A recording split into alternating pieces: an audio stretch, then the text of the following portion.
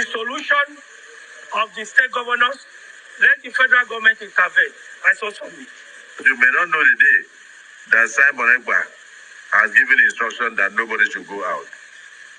That's why we are spending time to discuss this issue. It's a very serious issue. But the primary purpose of government is to protect the lives and also cater for the welfare of citizens. In the southeast, if this situation is allowed to linger, the welfare of the citizens are already affected and their lives are not safe. One of my senators from my community in Ekpa sent his chief of staff to go to Anambra State. He did not know that that was a sit-at-home day. The chief of staff was killed and about 4 people in his camp were murdered. So it is not something that is affecting only the southeast. It's affecting the whole Nigeria. Because people go for marriages, they go for functions, and even transporters and commuters who pass through the southeast are also in danger, because you may not know the day that Simon Ekpa has given instruction that nobody should go out. That's why we are spending time to discuss this issue. It's a very serious issue. The economy of the southeast used to benefit the economy of the south-south, and vice versa, and the entire Nigeria.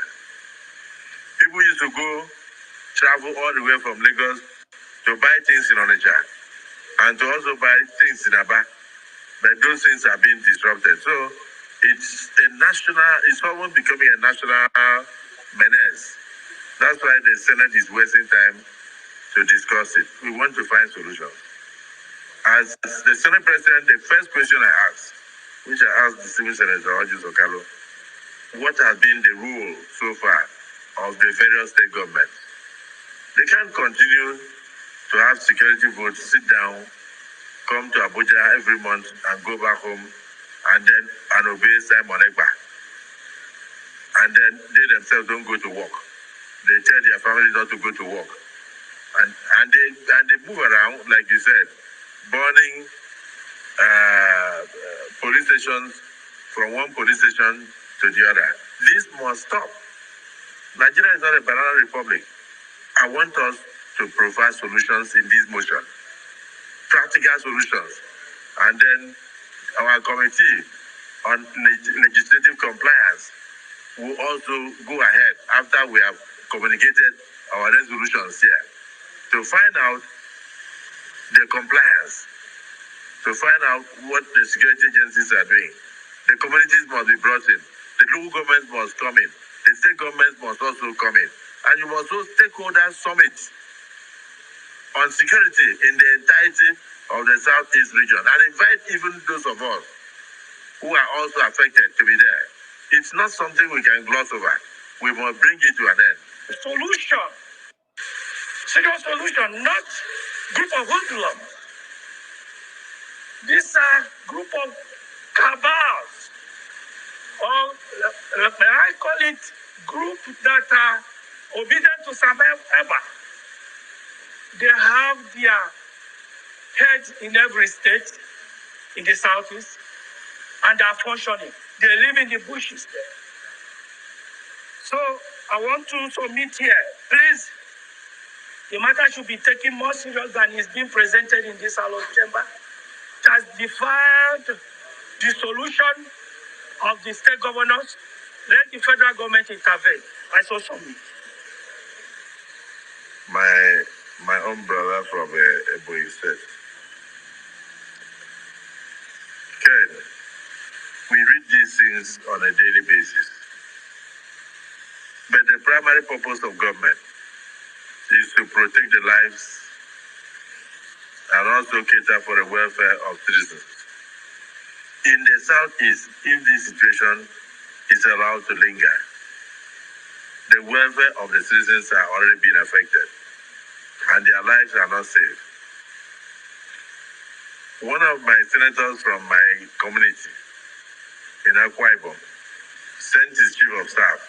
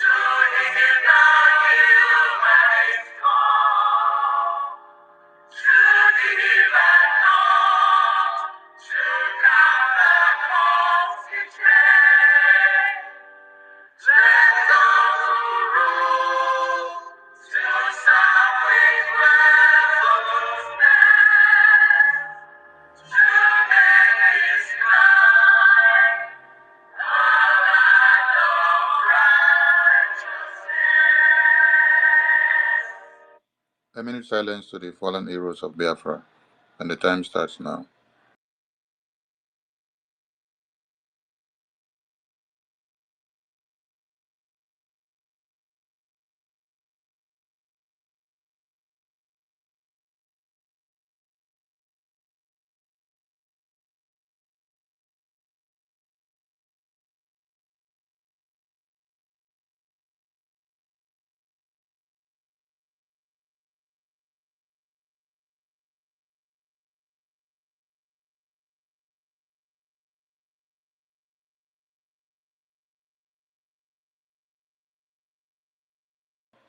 May the souls of the departed heroes and heroines of Biafra rest in peace, while their spirits continue to embolden those fighting on to restore Biafra.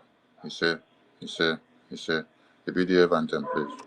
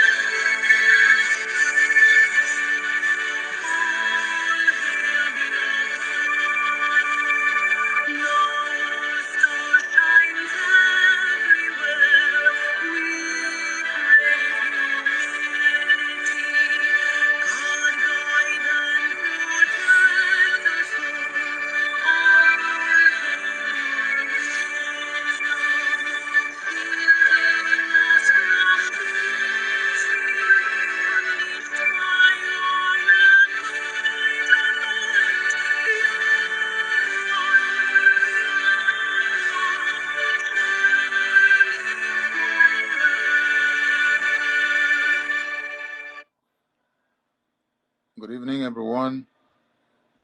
Welcome to this emergency media press briefing from the office of the Biafran Government Prime Minister, the Obatobe of Biafra, the Agone Chamber 1, the Commander-in-Chief of the Armed Forces of Biafra, as we draw close to the Declaration Convention of the Restoration of the Independent United States of Biafra. Prime Minister, the Biafran people await your voice. Over to you, sir. Thank you very much. Is my voice coming out clear? Very loud. Loud and clear, sir. Good evening, the Honorable Minister of Information and your Deputy, Honorable Sonny and Honorable Raphael. Good evening, ladies and gentlemen of the press that are seated in your various locations, both those listening anonymously, and those that are here on the space. I welcome every member of the Biafra cabinet, government cabinet. I welcome you, ministers and head of department. I welcome all of you, the liaison officers, the admin of different countries and states. I welcome all of you, the de facto government, head of state, and admin of each state and county head and district head in Biafra de facto government in the homeland. I welcome every one of you this evening, and I want everyone to understand that the declaration of the restoration of independent state of Biafra is fast approaching. And there's going to be a lot of distractions coming from the Nigeria state because they have failed. They have done everything to kidnap me, they failed. They have done everything to attack me in Finland. They have sent assassins and everything, they failed. And all they need to do now is to be kicking like a dying horse. So we are not surprised. I just come this evening to continue to let Biafrans understand the need to remain focused and resilient in this quest for our freedom, which our forefathers has fought, other people have fought, and today we are here to put an end to this fight and restore the freedom of our people and our sovereignty state. My fellow Biafrans, without wasting a lot of time, I want to go straight to address many concerns by some, confused Biafrans and many Nigerians. One, I have observed in different media platforms where people are saying, if you want to fight Nigeria, go to Abuja. I have come to put an end to those nonsense arguments this evening. We don't have any business with Abuja. We have business with Nigeria present in our land. And the only people we are fighting are the Nigeria representative in Biafra land. So we don't have any business. What are we going to do in Abuja? Is Abuja Biafra land? Abuja is not our land. We are fighting Abuja inside Biafra territory. I will never allow the criminals and terrorists that are killing our people in Biafra land to be killing them, and I'll go to Abuja and start engaging people, other terrorists that are there, that are killing indigenous in Abuja. That is stupid. So those people that are telling you, oh, don't you know where Aso Rock is, where Abuja is going? Abuja is not in the east. Abuja is not in Biafra land. Abuja is in Abuja. Government house of a state that is representing Nigeria is in Biafra land. Nigeria terrorist army that is representing Nigeria and killing our people, they are in Biafra land. Nigeria terrorist police that have killed thousands of Biafrans are in Biafra land. They are not in Abuja. They don't take you from Biafra land to go to Abuja and kill you, even though sometimes they imprison you in Abuja and other parts of Nigeria. But we are, first of all, dealing with those criminals and terrorists killing our people in our own land. So why should I go to Abuja? Why should somebody come to tell me, go to Abuja and fight them? I don't go to Abuja. I will not go to Abuja because those carrying guns to burn our villages are not burning it from Abuja. They are there in our land and we are fighting them. So I want to put an end to that nonsense that many people will tell you, oh, you are destroying Aligbo. Oh, you are destroying the Biafra land. Oh, Southeast is not a no-go area. Now you are destroying. Why should we be allowing them to come to our land to kill, and you are asking me to go to Abuja and engage who in Abuja? Huh? Those ones that are being neutralized, are they neutralizing them from Abuja? So we will not go to Abuja. My fellow Biafrans, this fight will be between us and Nigeria terrorist representative in our land. It is not those in Abuja. Those who are in Abuja now, when they come tomorrow, we fight them in our land. And if they go back, they are lucky. So what are we doing this December? We are having what I call Biafra Convention. The Biafra Convention, where a legal document will be generated. And again, let me also quickly address this particular one, because I have seen the Nigeria mobilized e-bandit. They are sharing Mazi Nnamdi Kanu's voice. Oh, Mazi Nnamdi Kanu was saying that he's not going to declare Biafra, or he does not have the right to declare Biafra until people give him the right, which is right. The Biafra people did not give him the right to go ahead to declare Biafra. He has not conducted a referendum. We did as a government. So that right Mazi Nnamdi Kanu was talking about, people give it to him before he can declare Biafra, has been given to Biafra government through referendum. What did you people know? That is the reason Biafra government has conducted a referendum that has gathered over 50 million votes of the Biafra people. That is the authority Mazi Nnamdi Kanu was talking about. That was not given to him. And let me tell you, there is difference between Mazi Nnamdi Kanu going to Ebonyi State and entire Biafrans gathered in the public. It doesn't make any difference. It is not documented. It does not form a legal document. It does not matter how many crowd you pull in the public. It does not matter how many crowd you pull in the protest. It does not validate anything. But what validates something is what you have in the document, and that is in the form of self-referendum that the Biafra government have conducted today. Those people you see that were gathering where Mazi Nnamdi Kanu was doing his evangelism, there are still the same 50 million that have voted today. There are still the same people who have given this government the authority to fight for their freedom and declare Biafra with over 50 million votes. That is the authority that has never been given to anybody in the history of Biafra. Not even before the war did anybody conduct a referendum. This is the first time it is being conducted ever in the history of Biafra and Nigeria. Before the war, there were no referendum. After the war, there were no referendum. But today, the Biafra government has put everything, every mechanism in place and have conducted Biafra self-referendum. That is the authority. Mazi Nnamdi Kanu was talking that he's not going to declare any Biafra until Biafra people gave him the authority to do that. And let me tell you, nobody will wake up and give you authority. Everybody giving you authority. Authority is when you are calling sit at home and people sit at home. That is authority.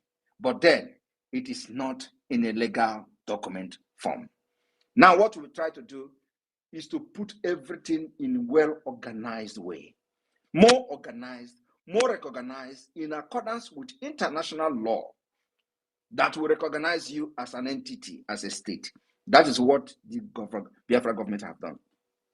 And what are we using to get Biafra and freedom for our people? We are using 4 different approaches. And I call it multi-dimensional approach. What are these approaches? We have a political approach. Political approach. What is the political approach? The self-referendum that we have conducted. That is the political approach to the Biafra freedom. We have been able to organize the political approach. The political approach also is the creation of 40 United States of Biafra is part of the political approach. Putting in place state structure is part of the political approach. Defining our map is part of the political approach to Biafra freedom in 2024. And among other things, electing state admin, allowing the people to choose who will administer their state is part of the political process to Biafra freedom. The second one is called civil disobedience approach. What are the civil disobedience approach? Civil disobedience approach is this approach we have used to cripple Nigeria. If you listen to the beginning, the jingle from the beginning, you see the senators, the Senate President of Nigeria lamenting that the sit at home in the entire South is affecting them, affecting entire Nigeria.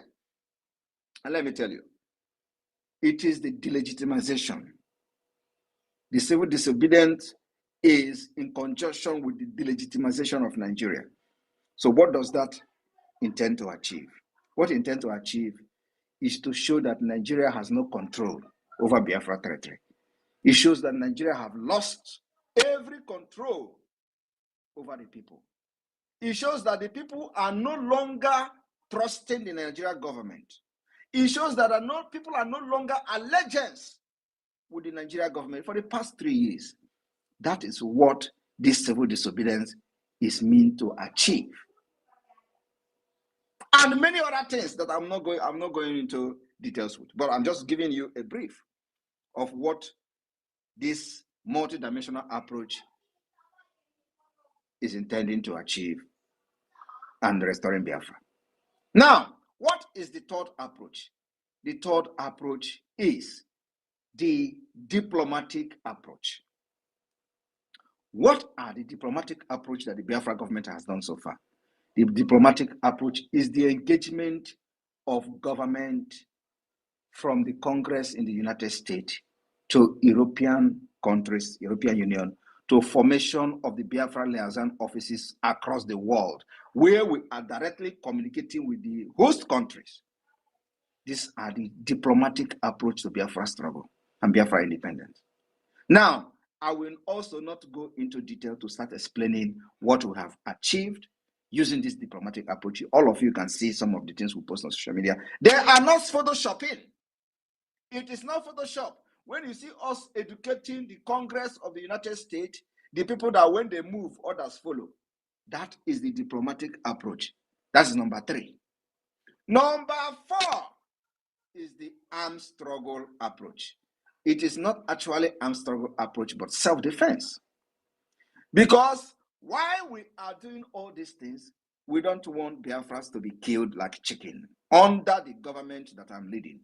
So there is a need to defend and protect them while we are pursuing the freedom. So in other words, we are also a peaceful movement. Peaceful, very, very peaceful. I'm peace ambassador. Is there any other person agitating for Biafra today that has certificate, internationally recognized certificate for peace ambassador? Nobody. Because everything I'm doing is towards restoring peace. So the international community and those who awarded this particular ambassadorship understand what I'm doing better than all of you. Now, the armed struggle is to protect our land, defend our women, so that 200 people will not be killed in Biafra land like they are killing them in the northern Nigeria every day. So that 300 people will not be abducted from any school in Biafra land like they are abducting them in the northern Nigeria on a daily basis. And I begin to wonder, how come they love us, but they never allowed us to hold any position in Nigerian military? How come they love us? Nobody has been kidnapped in our school, up to 300 students at the same time. But they are kidnapping them in 300, in 200 in the northern Nigeria. But they are crying about us more than the people that are being kidnapped and killed every day in the northern Nigeria. Every day, 150 people will be killed. Entire villages will be wiped in northern Nigeria. They are not talking about it. They are talking about a region where no 100% has been kidnapped under the leadership of this government, except when IPOB was praying in Aba, they went there and killed 150 people. They were not killed by terrorists in the rag. They were killed by the terrorists in the uniform, police and army. Why in the north? Boko Haram and ISWAP are killing people in 150 and 200, but in the southern Nigeria, in the eastern Nigeria, there are the Nigeria army, terrorist army and police are the one killing IPOB members in 150s. Yet, they are the one crying for Southeast. I want you to understand, who loves you. But you see, that time is over. Everything I'm saying here happened. In your own present, you saw everything, Korokoro. So, we are actually a very peaceful government. And we carry arms against the terrorist Nigeria state. So now, our 3 mechanism and 3 approach is a very peaceful and internationally recognized. What are they? Civil disobedience approach, political approach, diplomatic approach, and of course, the armed struggle self-defense approach is also recognized in international law. That is why I am shouting and starting Gidigbam. And I will do it and do it again and do it again until Biafra is restored and recognized by many countries as a solution to restore stability in the entire Sahel region. My fellow Biafrans, during this convention, we are going to unveil a lot of things for the Biafra people. Among those things, we will launch the Biafra National Identity Card and Biafra International Passport. We are also going to make sure that we unveil and launch Biafra currency, Ejemma. And by the special grace of God, for those asking questions about Biafra money and all that, we are also going to launch Biafra Bank. I mean, licensed Biafra Bank.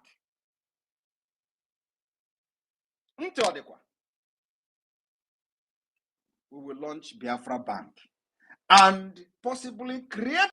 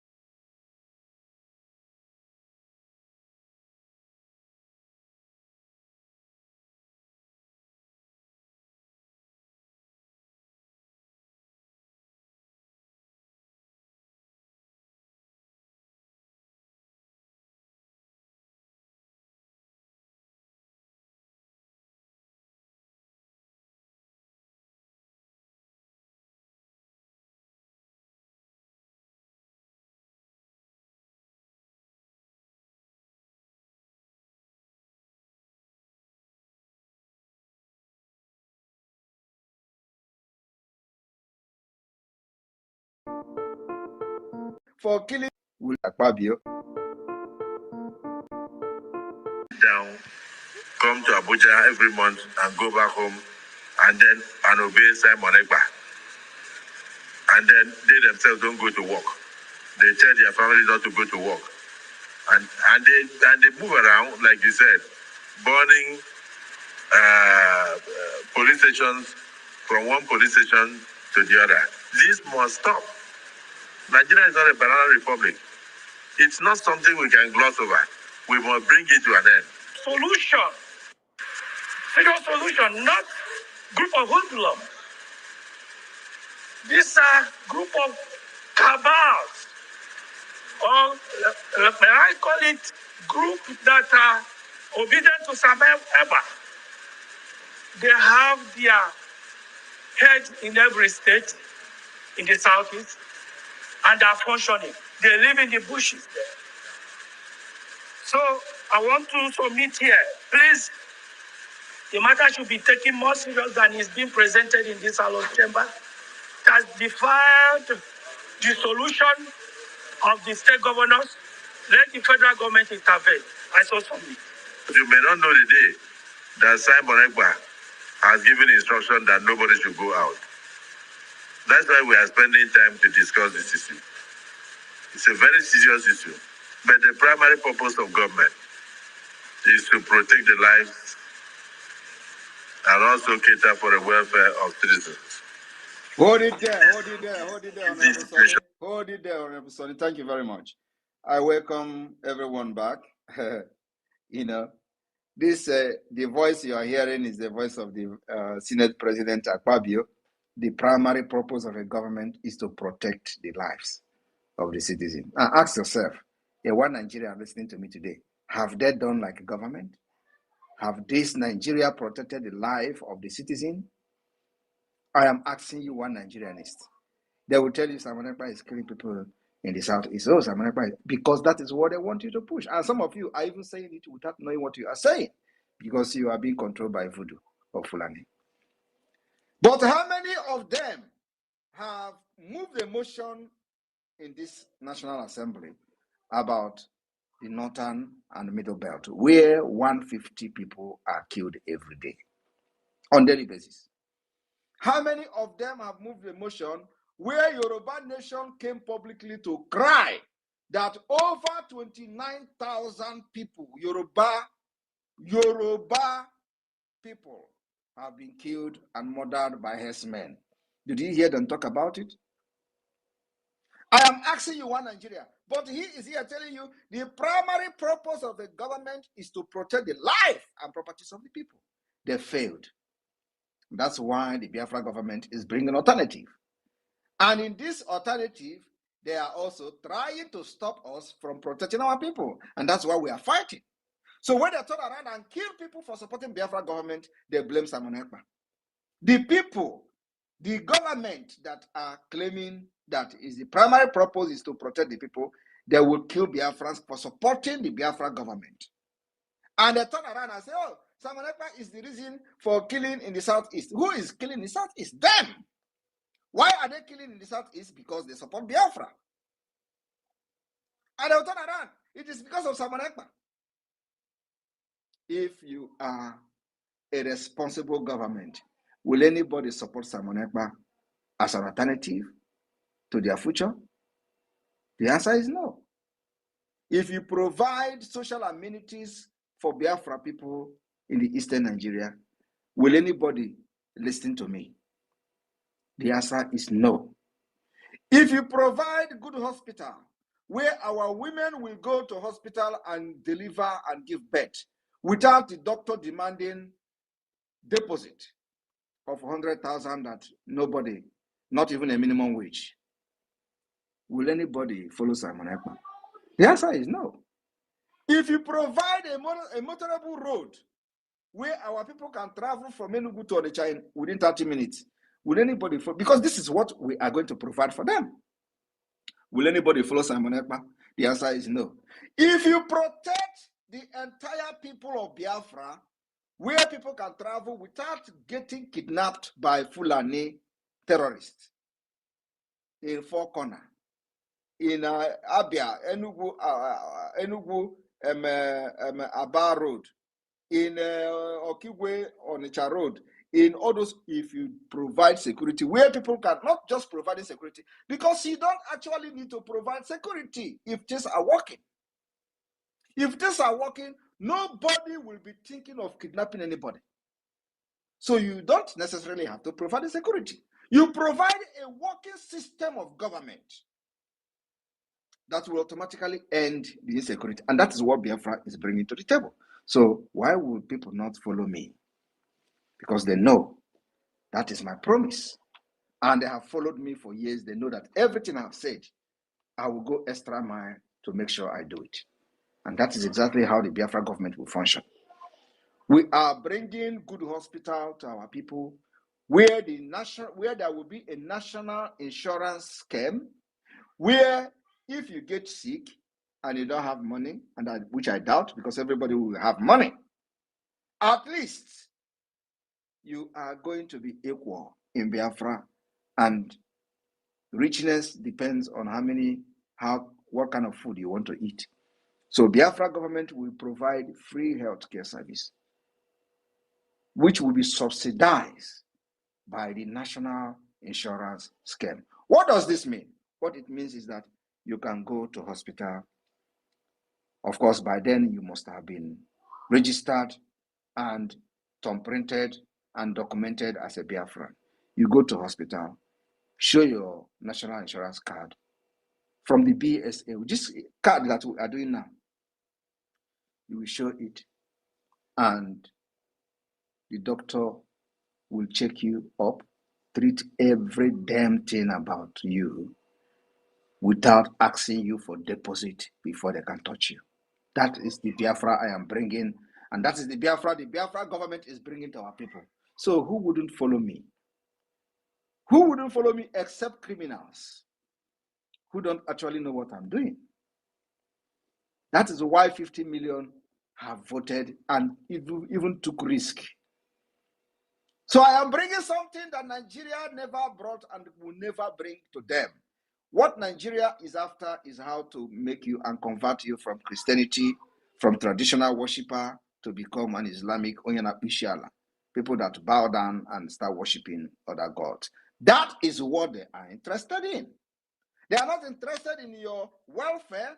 Nigeria is not interested in your development. They are not interested in infrastructure. They are not interested in road. They are not interested in anything other than begin to, grow your beer, and you have mark on your forehead, and then as a mark of a good worshiper. That's all. And that is not what we want for our people. That's why many of us are doing what we are doing today. They have said Simon Ekpa is an agent of Nigeria. And, of course, that is not selling anymore. But those who were shouting for Biafra for many years, and when I joined Mazi Nnamdi Kanu, I told him, Onyendu, if you do not have anything on the table, I am bringing something to the table. I told him, if this Biafra that IPOB is fighting is not real, I will come to make it a reality. Because actually it was not real. There was nothing, like no direction. And that's why this map carrying Tony Nadi has always been saying, where is your roadmap? He knows what he was saying, but of course, in a very wrong way.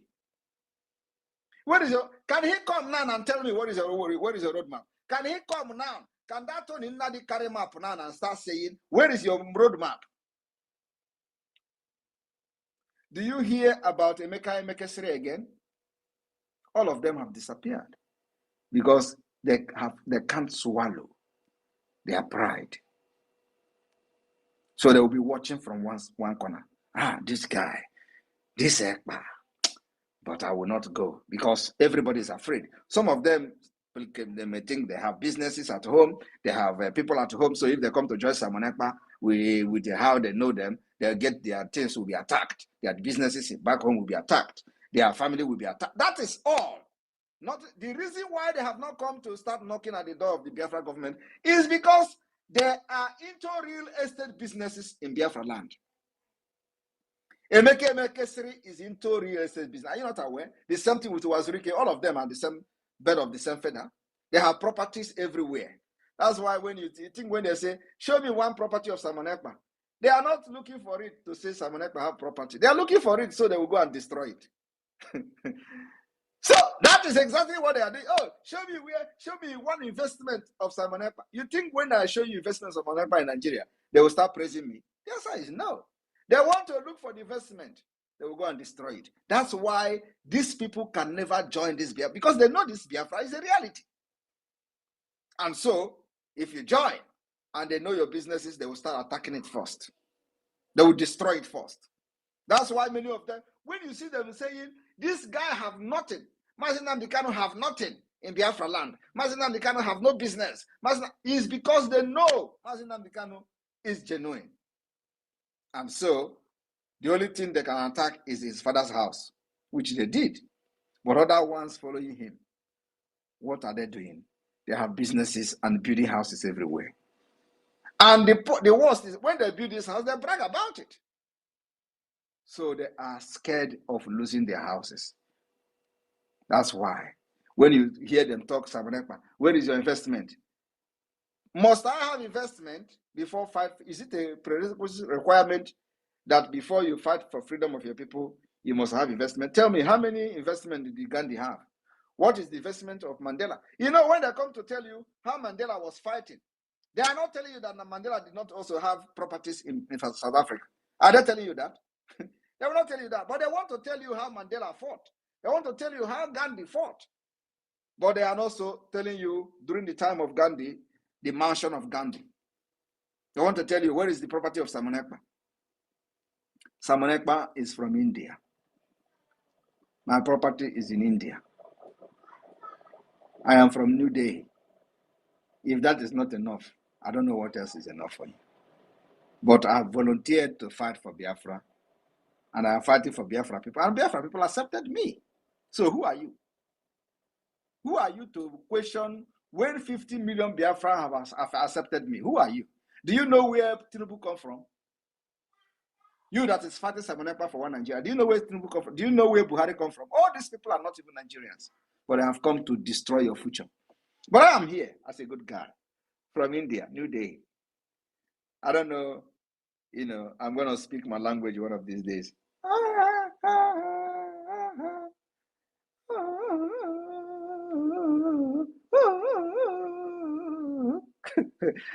Right. That is the kind of snake. What is the name of that movie, Honorable Sonny? What is that? What is the name of that movie? That snake. What is it? Snake Girl, right? Something I know like you are that. the one. What is the name? Something like that. It has something to do with reggae. Yes, Snake Girl. If you did not watch Snake Girl from as a child, it means that you miss your childhood, right? Mama, you know the Snake Girl, right? Yes, sir. Mm-hmm. In those days, the woman will turn to snake. Bah! Will turn to snake. Cobra. We will be shouting. Ah, India, they do juju. Ah, look at how woman is turning to snake. Jesus Christ. Anyway, so my people, Biafrans, I want you to understand that I will be the last bus stop of Nigeria. I have come to finish this job. It is a long time coming. This is what everybody have waited for this day. And the good news is that many of you have given us this consent. We have been able to set up a government structure. This is the best. I am telling you that Biafra government is the best in the history of freedom fighting. There is no government in exile that have done what we have done. I am telling you the fact. Go and research. Go to research. No government in exile. And on this note, I want to make public, exceptionally, make public one part of, I would say, the front page of the Biafra ID card on this particular space today. So you are privileged to be the first person to see it. I'm going to present it tomorrow to the cabinet. But I want to use the opportunity because what we are doing now is to create awareness to our people to know how serious we are. So the Honorable Minister of Information, I am going to send you. I'm going to send you something. Of course, I will cut some things that I don't want to be public for security reason. So only Biafrans that have applied and qualified for the ID card will see it and have them collected in Finland during our convention. The sample of the Biafra national ID card that met even the European standard. So let us feed the Umu Okoko. I've never used this word before. It sounds very good. Umu Okoko.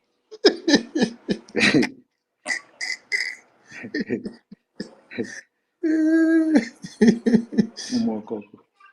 And when they tell you, oh, Wazirike, dude, we have explained that yesterday, we're not the same. What we do now is that Wazirike can release anything and do anything without any structure of a government is rubbish. Today we have the structure of government. We are trying to prove to the world that Biafra is non-organized and can be recognized as a state. We are trying to prove to the world that that thing they say it is impossible. Under this Nigeria evil state, it is becoming possible. We have organized ourselves. We have put up government institutions. We have put up liaison offices that will automatically become embassy. Whether they like it or not, from the 2nd of December, all our liaison office will become automatic embassy. We are going to vote for the approval of the embassy of Biafra across the globe where we have liaison office. It is not a joke. Sonny, can you put this on the highlight? I don't know how you want to do it. Put it on the highlight while I will be taking pictures. I will be taking questions. Thank you. And of course, this is just one. By tomorrow cabinet, in the tomorrow cabinet meeting, the government will know. Cabinet will know what we have done. Thank you. Okay, thank you. So the floor is open for questioning now. Minister Jarrett. And I want to say one more thing. Biafra national identity card. I am telling you now, no African country, as of today, no African country, as of today, have the standard, the security standard of the Biafra government national identity card. No African country have it. And it's a challenge. I am telling you, this is European standard with heavy security features. When you people will see our Ejema, they will run mad. Ejema will be presented to the Biafra cabinet tomorrow. All right. All right, please, I'm going to be bringing you guys in now. Those that are ready to ask the Prime Minister questions, please raise your hands as you come in. Raise your hands and ask questions. Please don't mind, I'm going to mute my mic because it's just a little bit noisy here. Please raise your hands, okay? Thank you very much. Thank you. Mazi, God bless you. The name of it is Sunita. The snake is Sunita. Okay, Yes, you're talking right. about the Sunita. Rose are the people who enjoy the snake game. Yes. So Sunita, that's the Wokto to snake, yes, sir. So that is it. You know, it was many 1970s and 80s, sir. So most of them don't know what we are talking, sir. Oh, yeah, Indomie children. Exactly. So who is for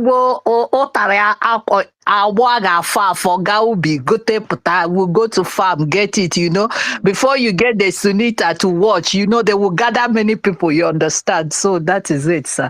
So thank you for that.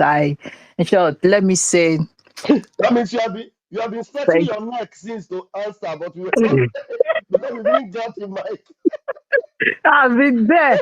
And I want to say it. My, our PM, please let me just use 1 minute. Go Thank you, ahead, sir. Honorable Rose. Go ahead. Thank you, sir. Thank you. I am said, I want to speak general, let people know that you have made Biafra proud. Like I said, Iwo Batobie.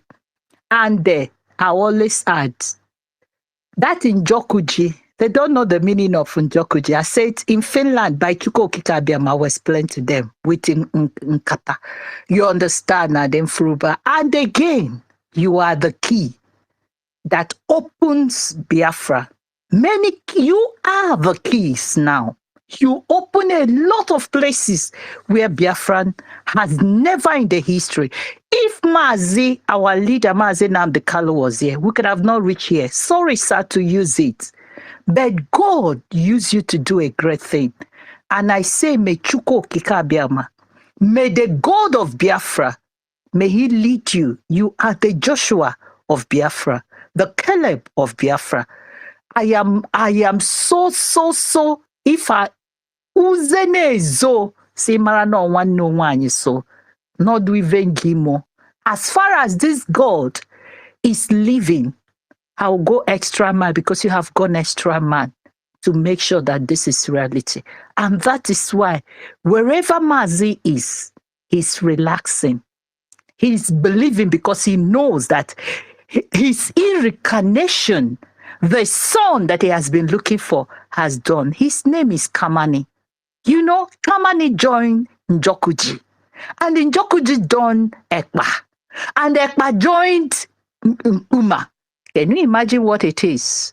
So, sir, thank you, our Prime Minister. I pray that Chuko Kikabiama, the tears, those sleepless nights you cry, I'm telling you, is a tears of joy. Let me tell you that everyone in Biafra land, they are celebrating you. You don't know what you have done for Biafra. You don't know what you have done for the generation, unborn generation. And let me tell you, this Nigeria you are seeing that have lost, they want, they wish how they can turn the clock back so that you come and be one of it. But it is over because you want them. And now they are seeing the reality. And I am so proud to be among this can never turn back. You see, let me tell you, exactly. the people that are crying that oh, Ali Igbo this, Ali Igbo that. We have not started. Ali Igbo is having Nigeria terrorists in Ali Igbo. Ali Igbo can never have peace until they leave. It's a fact. This is a bitter truth. So anybody that is thinking someone is destroying Ali, I am not the one destroying Ali Igbo. Nigeria state is destroying Ali Igbo by bringing criminals and terrorists to be killing our people, abducting our women and children, putting checkpoint, subjecting our people to all manner of dehumanization. And so who is bringing this on to the leave?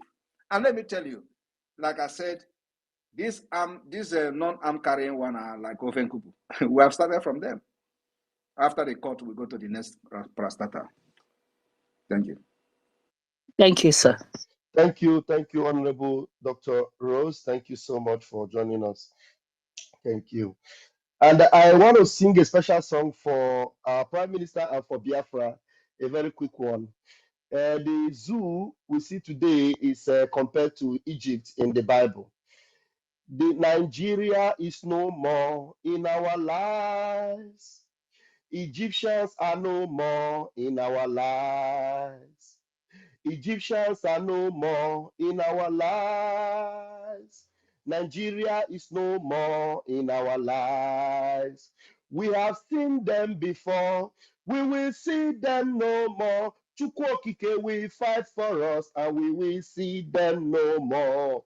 Egyptians are no more in our lives. Hallelujah. Nigeria is no more in our lives. Oh, yes. Nigeria is no more in our It's lives. so... Nigeria is no more in our lives. Nigeria is no more in our lives. We have seen them before. We will see them no more. The Lord will fight for us and we will see them no more. Nigeria is no more in our lives. Thank you Very very, soon we thank you shall see very, them no more forever. yes, thank you very much, Honorable Raphael. And like I said, if you look at the highlight, the official, model of the Biafra ID card is there for everybody, including international observers that are listening to me. Like there are many foreigners here. I am telling you today, this is the European standard ID card. No country in Africa has it. I am bragging about it. Anyway, and this is, everything they say we are doing Photoshop, we are doing this and doing that. This ID card you see here is costing the Biafra government a fortune. The reason we are investing heavily in this security featured ID card is so that we understand the importance of data protection. We understand the importance of security, where we don't want our ID card to be forged, easily forged, like the Nigeria state. So what this intend to do is to eliminate everything forgery, and it is electronic. So I want everybody to understand that everything I'm saying here, I'm saying it with integrity. And it is something that have been posted. It is not yet presented to the cabinet, to be presented tomorrow with all the features. It has about many pages. Let me check the pages. So this is not just, this is just, because it is not yet presented to the cabinet. So I'm just doing this to, to let Biafrans that are listening to have this privilege, that nobody else has. So it has 1, 2, 3, 4, 5, 6, 7, 8 pages. This ID card you see has 8 pages of security features, which will be presented to the cabinet tomorrow. So, like I said, it is European standard. No African country. We are still in exile. We are still government in exile. Look at what we have done. No country in Africa has it. Thank you. Wow. Thank you so much, our Prime Minister. You have achieved so much for us within a short space of time. And just like you told us, that one day we'll sleep in Nigeria and wake up in Biafra. And that's Oh, exactly what my you're doing. God, yeah! Thank you so much for us within a short space of time. And just like you told us, that one day we'll sleep in Nigeria and wake up in Biafra. And that's Oh, exactly my what you're doing. God, yeah! Ọbátọ́jọ́ ike denodede ike ike denodede ike. Adande Monandegede.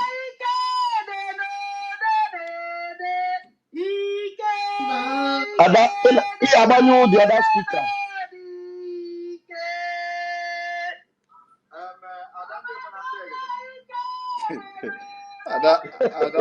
Ah, Spirit. Your speaker, Abanu from the other side. okay, okay. All right. The other one, just reduce your They got one of the other speaker. Ah,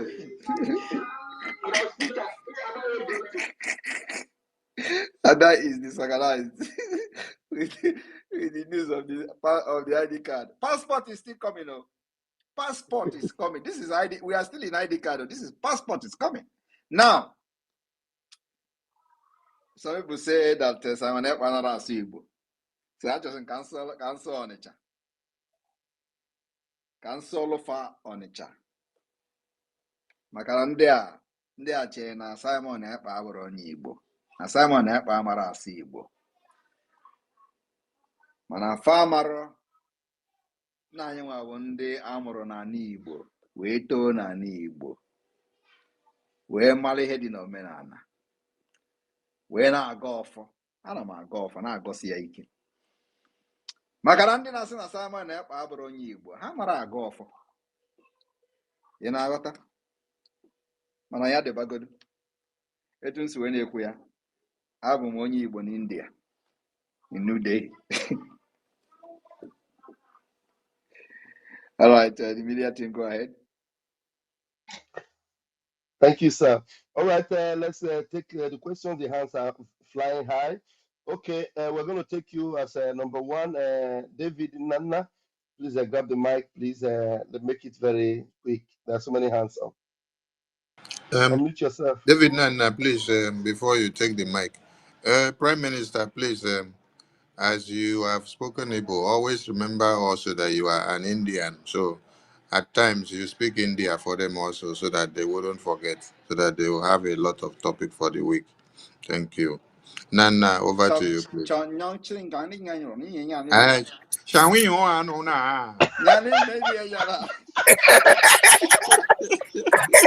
Ushina she quenk na.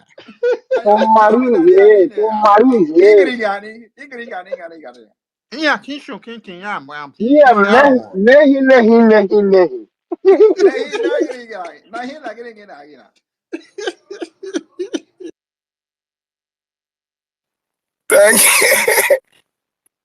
Thank you so much. Good evening from my location. I really appreciate you, my Minister of Information and Communications, Sonia Akbarawa, and the Deputy Minister, Vam. My Prime Minister, in fact, I don't know how to appreciate you. Biafran people are so proud of you. You have done what no man has been able to do within this short possible time that you are in this liberation. You have changed the dynamics of freedom, and we are happy with you, sir. It is a privilege and honor to be in the platform with you tonight to as well answer to some certain questions. First of all, I want to commend you for what you have done and what you continue to do for the Biafran nation. This ID card you just showed here is 1 in a million. And I know, oh my goodness me, this is what we have been looking for. We are so proud of you. I know a lot of people would like to ask some questions. Let me quickly run down my question to you, sir. I'll just have like 2 or 3 questions. Before I go into that, sir, Biafran people are very proud of you. And just like you tweeted some minutes ago, our government, your government, is a government that values the life of Biafran people. You just gave us an information about people who have been sidelined, their names have been termed out for extermination. I want to plead with you, just like you said. Please, sir, do everything humanly possible to protect the lives of our people that are very dear to us. So since that Biafra is very close, see that these people will be alive to witness the United States of Biafra. I know you are ready to do that, and I know you do that. It's my plea to you. Having said that, I want to take you back to the Bakassi Peninsula, sir. At the Bakassi Peninsula, the Black Marines are also very active in delegitimizing the Nigerian terrorist forces together with the Cameroonians. This led to the, do I call it kidnap or abduction or the disappearance of the BRGIE. And the reason the Cameroonians are giving on the Bakassi Peninsula is that, these Biafrans or these Nigerians, the reason for this, this fracas or this disagreement or the kidnap of the BRGIE is because of, these Biafrans or these Nigerians.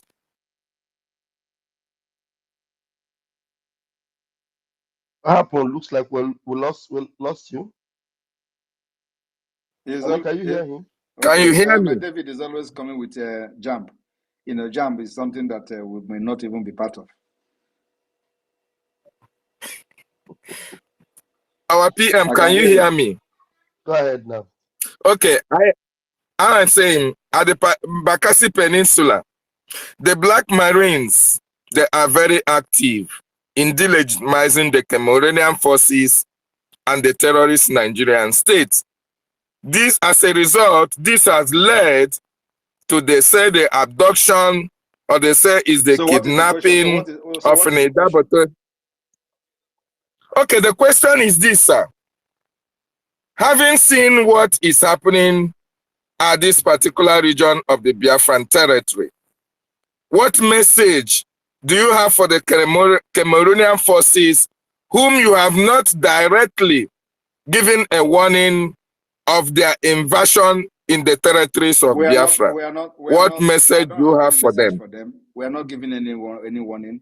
We are treating them differently, completely from the Nigeria state. We know our history, what they did to us during the Biafra war, because of, they used them for the blockade. So we decided this time around to fight them differently. And that's what we are doing, protecting our people in Bakassi differently than what we are doing in the hinterland of Biafra.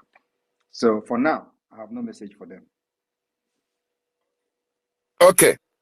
As the restoration of the independent state of Biafra draws very close, there was a time they delegitimized political leaders from the Biafra land. You gave them an advice to embrace Biafra and enjoy the proceeds that Biafra can offer to them, or as well go into exile to perpetuity. That green light or that green olive branch, does it still exist? And if these people accept to work with the Biafran government, are you ready to protect them? Because the Biafran people, because of their atrocious activities against the Biafran nation, Biafran people are just waiting for the second declaration of Biafra, where they can go head on. My main target now is not to fight or to avenge or to take vengeance. My main purpose now, my main focus now is to get Biafra independence. After that, we can settle our scores. We can begin to reintegrate those that have wronged us. We can sit on the table and discuss our differences and solve our problem. So my problem now is not who is a politician who have done this. If you are one of those killing our people, if we get you along the in action, then of course the Biafra government and the Biafra forces will engage you. But for now, it's not for me to go and start looking for politicians or looking for who to capture, on armed politician or anything like that. Is not my concern. My main priority now is to protect our people against those carrying guns. That is not to say that the enemies are not known. We know them. But like I say, we treat them differently. Just like I just made a comment about Cameroon and Bakassi now. So we are fighting this thing differently, in different ways. So my concern is not about them now. They are not my problem now. My problem now is to deal with those terrorists with guns and all that. And then, of course, to make sure that we push our diplomatic, for diplomatic awareness, educating the people that can, pursue the recognition of Biafra. That's my concern now. And for so far, so good, we've won, not just won because it is just the right thing to do, is to support Biafra. Nigeria has failed. The country have collapsed. They can't protect the people. They can't control anything. They have lost control of everything. If you don't know that, you know it now. And the Biafra land, they're going to lose control of everything. A time is coming where not even a bank will open in Biafra. I am telling you the fact. And that is something that has to happen. If this continues, everything will be shut down. But we want to put every mechanism in place before we get to that point, because that is the only when the international community will begin to talk about the recognition of Biafra as a solution to every nonsense and every mess and impunity Nigeria has done in that region. Thank you. Our PM, thank you so much for that response. Please, I want you to increase the volume. Your new nationality is making waves on the internet and they are running mad. Please, sir, increase the volume and give us more music style, more dancing steps, so that the enemies of Biafra can as well go and commit suicide. Thank you so much. I will actually go and make video from my village in New Day. Wonderful. Thank you so much, Evo PM. Thank you, Mazi David Nana. Yes, Otunwamwanya, please grab the mic and bring your own question. Yes, good evening, wonderful people. Your Excellency, Obatobie, good evening from my end. I greet you, cabinet members in the house. Greetings from my end.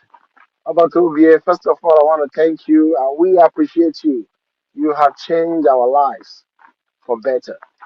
My question is I see this very imperative to ask this question because of the attack that is going on everywhere today. And the question is, should any group of persons stand up today, start agitating genuinely for the freedom of Biafra? Is there need to attack them, try to stop them because we are heading to get Biafra? Or should we encourage them if they are genuinely pursuing the freedom of Biafra and they are attacking the Nigerian state? That's my question. Thank you, sir. Anybody that is attacking Nigeria state must be supported, whether the person believes in what I'm doing or not. But once the person deviate and start talking against our own template and our own pattern of freedom, then that's where we have problem with the person. So if anybody that is attacking Nigeria state, that person is not my enemy. So what it means is that the person is free and you can support the person. Thank you, sir. Because a lot of people know that what we are doing is genuine, but they go ahead attacking. Because a lot of people are trying to escape their punishment. That's why they send these guys to come and be attacking who didn't follow up the modus operandi, how, or they have not listened to you, but they go on the space and the media talking, yapping. No, please leave those on the space. I give them 2 weeks. They are gone. They can't sustain our media war. Because our own is that we come with truth and fact. Their own is that they come with propaganda and lies. Like the propaganda of me writing about Ngozi Okonjo-Iweala. Did you see how it turned out? They will not talk about it again. Highest 1 week because it did not work out the way they were, because they are not thinking. So these are the kind of things they do. By the time they do it for 2 weeks, they are gone. We have been there for a lot of, many times. So, and one thing is that when we see such thing, I don't react. When they Photoshop my name and put on the message of Ngozi Okonjo-Iweala, they were expecting me to start talking. I saw everything even days before Ngozi Okonjo-Iweala responded. And I didn't want to respond because what they wanted to do is for me to start engaging them. So if I engage them to say, oh, I debunked that, I didn't do it, they will go and Photoshop another one. And then, oh, I didn't do it. Then they will turn it. They will try to start manipulating and distracting the what I'm doing. I will continue to start debunking them. I don't do that. So when I saw it, I just laughed. And I laughed and then I pretended I didn't see it. So I was surprised that Ngozi Okonjo-Iweala actually responded to that. And that, which is actually a validation to Biafra government.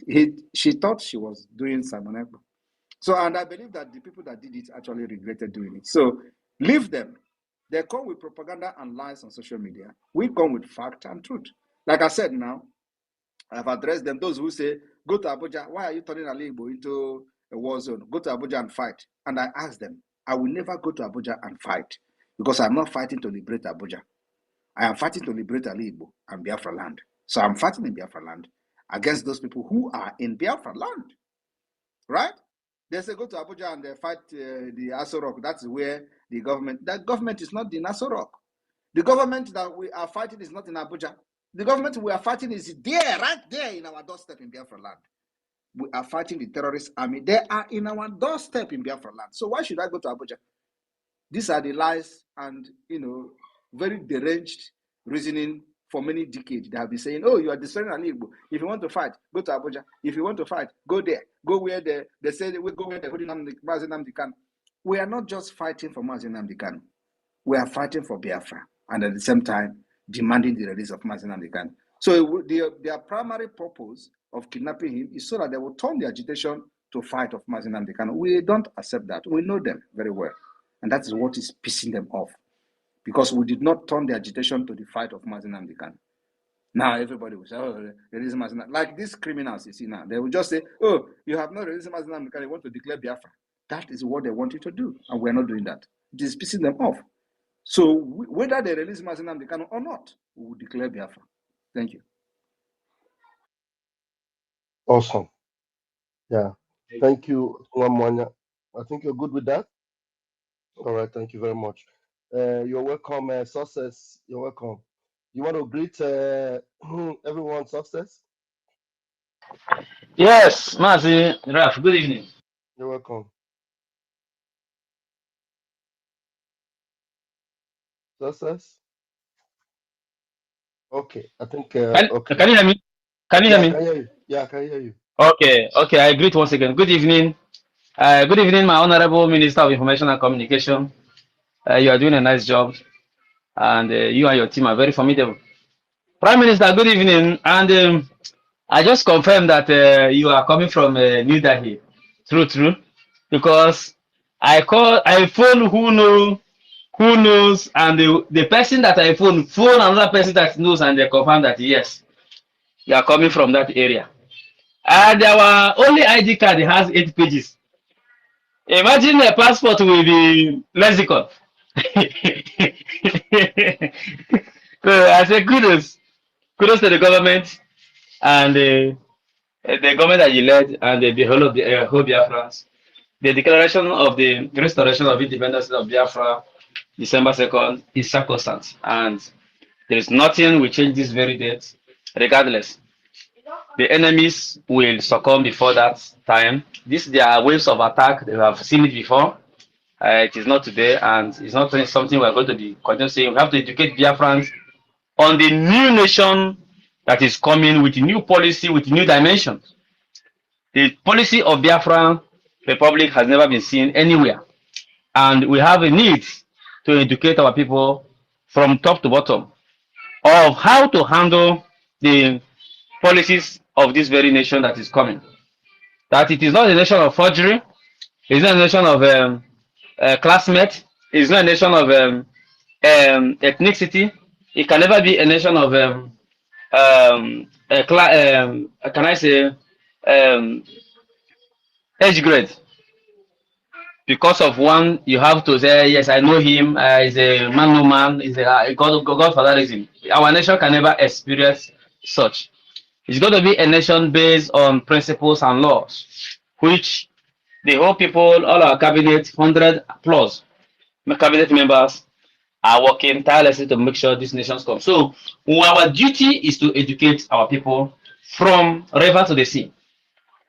And to the people in Bakassi Peninsula, I watched a very threatening videos from one of the Cameroonian idiots who is saying that Cameroon cannot lay full weight in the Bakassi Peninsula because they are only 5% in the Bakassi Peninsula. So what they need to do is to depopulate the Biafrans there and import Cameroonians from the north into that very place so that they can have legitimacy over that land.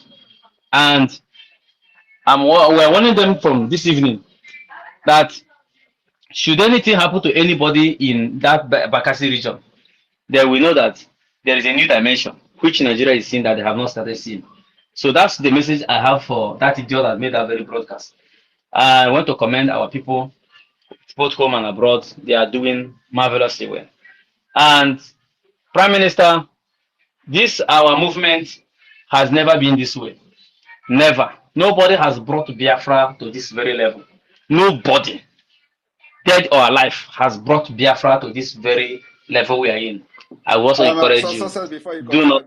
continue to finish your statement, let me just interject before you continue. Okay. I will tell you one thing today. We will shock the world with the calibers of people that will come to this convention in Finland. Continue. Wow. Wow. Well, that's good. It's another hope has just been installed in me. You must continue and never give a fuck. Sorry to use that word. Of anybody, any institution, any power, wherever it is coming from. The date has been, you told us from the 2021 that you know the day Biafra is going to come. You know the date. You keep saying it and saying it and saying it, and here it is coming and coming and coming. And they are seeing, you know that they're not seeing. Let me interject again. You know, you always bring my memory back. And again, nobody is talking about that. I know the date again. No. Because They're no longer we saying already have a date. We already have a date now.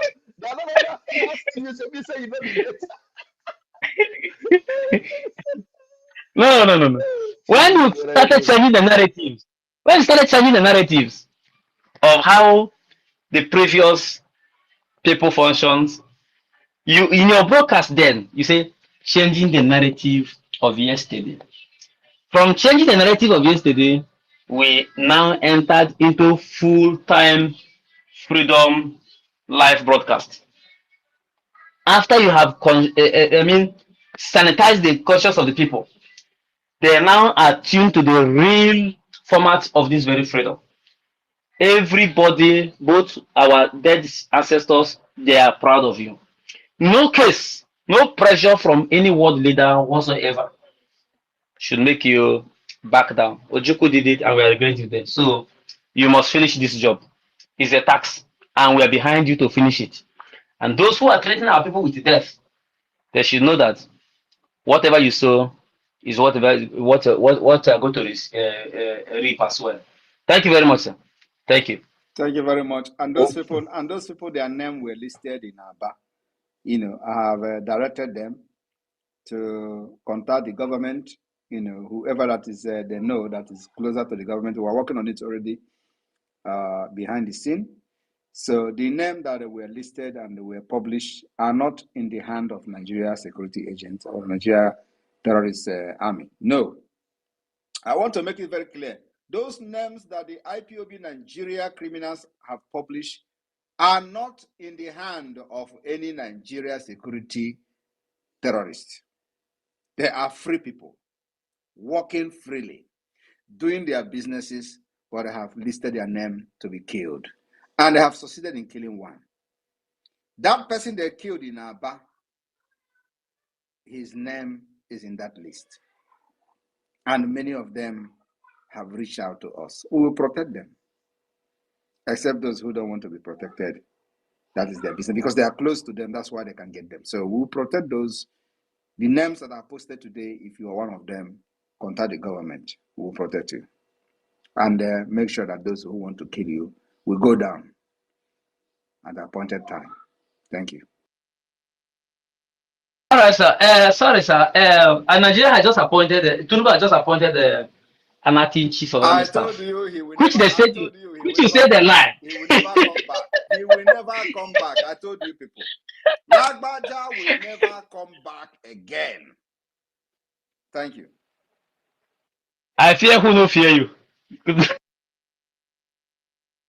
Wow. Ọbakobie! One up. Isi na-abụ ogide! Ukoro Ukoromo. mmụọ! Ọkwa ihe kwuru ka a Ukoromo. na-eme.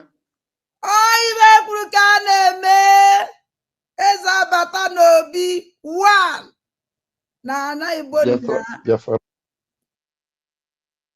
Nke mbụ na mbụ. Eyi nke mbụ na mbụ onwebe onye na-azị anụ eze abata n'obi onwe onye na-azị anụ sọnsọ abata obi ekene m gị. All the people that are listening anonymously, ndị ọjọọ, oh, they are fucking and agbaghara.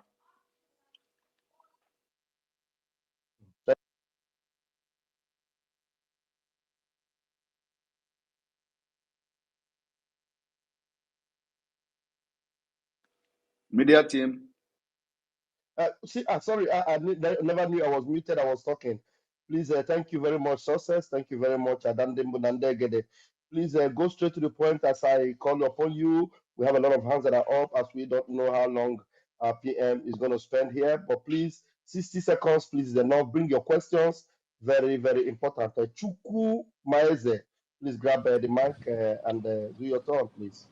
Yeah, thank you, Honorable Mr. Van Van Van. Ndewo, to Biafrans in the house, Ndewo to all the honorable ministers, and Ndewo to our noble Honorable PM, the man that is giving the zoo woto. I greet you. I'm gonna go straight to I don't think it's a question, but I would like the PM to just maybe give like a sense of directions to Biafra moving forward concerning the statement I'm gonna make. During your submission, you mentioned one of the multidimensional approach that we are using to defeat the zoo in order for us to get our great nation Biafra. And one that struck my mind was the diplomatic approach. And just as we are carrying out that diplomatic approach, we have the liaison office all around the world who are carrying the evangelists to the various host countries, their political representative in that country. Also, our lobbyists too is doing a wonderful job here in the United States. And after all this evangelism and all this gospel of Biafra has been taken to this political representative of the host country, on their own, they will want to carry out their own investigation to see how serious what these people are doing. And thereby, they might try to do more research about Biafra, the Biafra people, the liberation movement, and what we have going on and what we have on ground. And this brings me to want to say to our PM, what word of sense of direction will you give to the Biafran people moving forward so that when these people, while they are carrying out their own research on the Biafran people, they will know that, yeah, these people are well composed, well organized, most especially in terms of our media, and they might come to listen to our media space and see how we are serious, what we are saying about Biafra, what kind of people we are, and how we value our freedom. Thank you. Thank you very much. That's why I've been saying it that the media, they should just focus on educating our people and exposing Nigeria state in any given opportunity. And forget these people that are making noise on social media, trying to distract us. They will not last more than 2 weeks. Don't come to space and start talking, oh, they are doing this, they are saying this about PM, they are doing this about government. Yes. No. Hit Nigeria government. The military barracks have been taken over. Let it be a topic by the bandit. The 100 people have been killed in Niger State. Let it be a topic. It is not happening in Biafra land. Biafra government has given protection to our people. 100 students have been kidnapped in Zafara. Let it be the topic. These things they are happening every day. Forget all these people that are shouting and creating space on social media and then discussing Simon Ekpa, where is he from?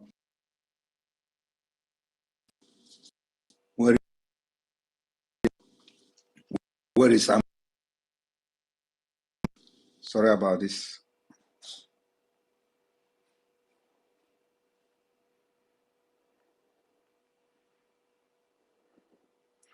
Can you all hear me? Yeah, we can hear you now, sir. All right, thank you. Oh my God.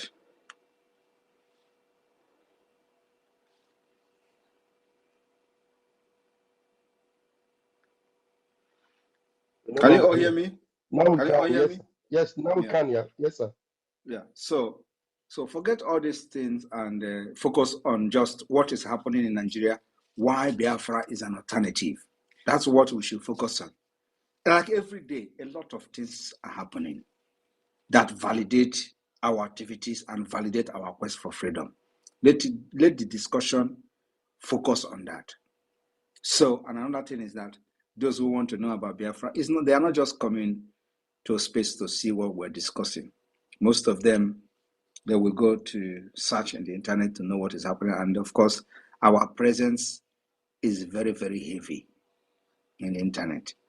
You can understand that if you go to check the Biafra self-referendum, it's on Wikipedia. Even though Wikipedia is not a source as such, but then before information is accepted on Wikipedia, it has gone through some level of verification and with reliable sources. So the Biafra self-referendum so far is on Wikipedia. And if people don't actually know the weight of what we have done, it's not only on Wikipedia, many reputable institute has validated the self-referendum, like the OBT, the National Security Journal of the United States. Do you know what that means? We don't understand what is happening. Just wait until we finish this self-referendum and conduct this convention in Finland and generate this document that we are going to generate, and the people will see how serious this whole thing is. So focus on exposing Nigeria, why Biafra has to come as an alternative to restore stability and peace in Sahel region, end piracy, end insurgency, and all that. Let us forget all these people because they are paid. They are paid to attack me. They are paid to attack Biafra government. These are the people who say I'm a Nigeria agent. They are no longer saying I'm a Nigeria agent. Of course, they continue to say it with whatever rationale, I don't know. Because, it doesn't make sense to me.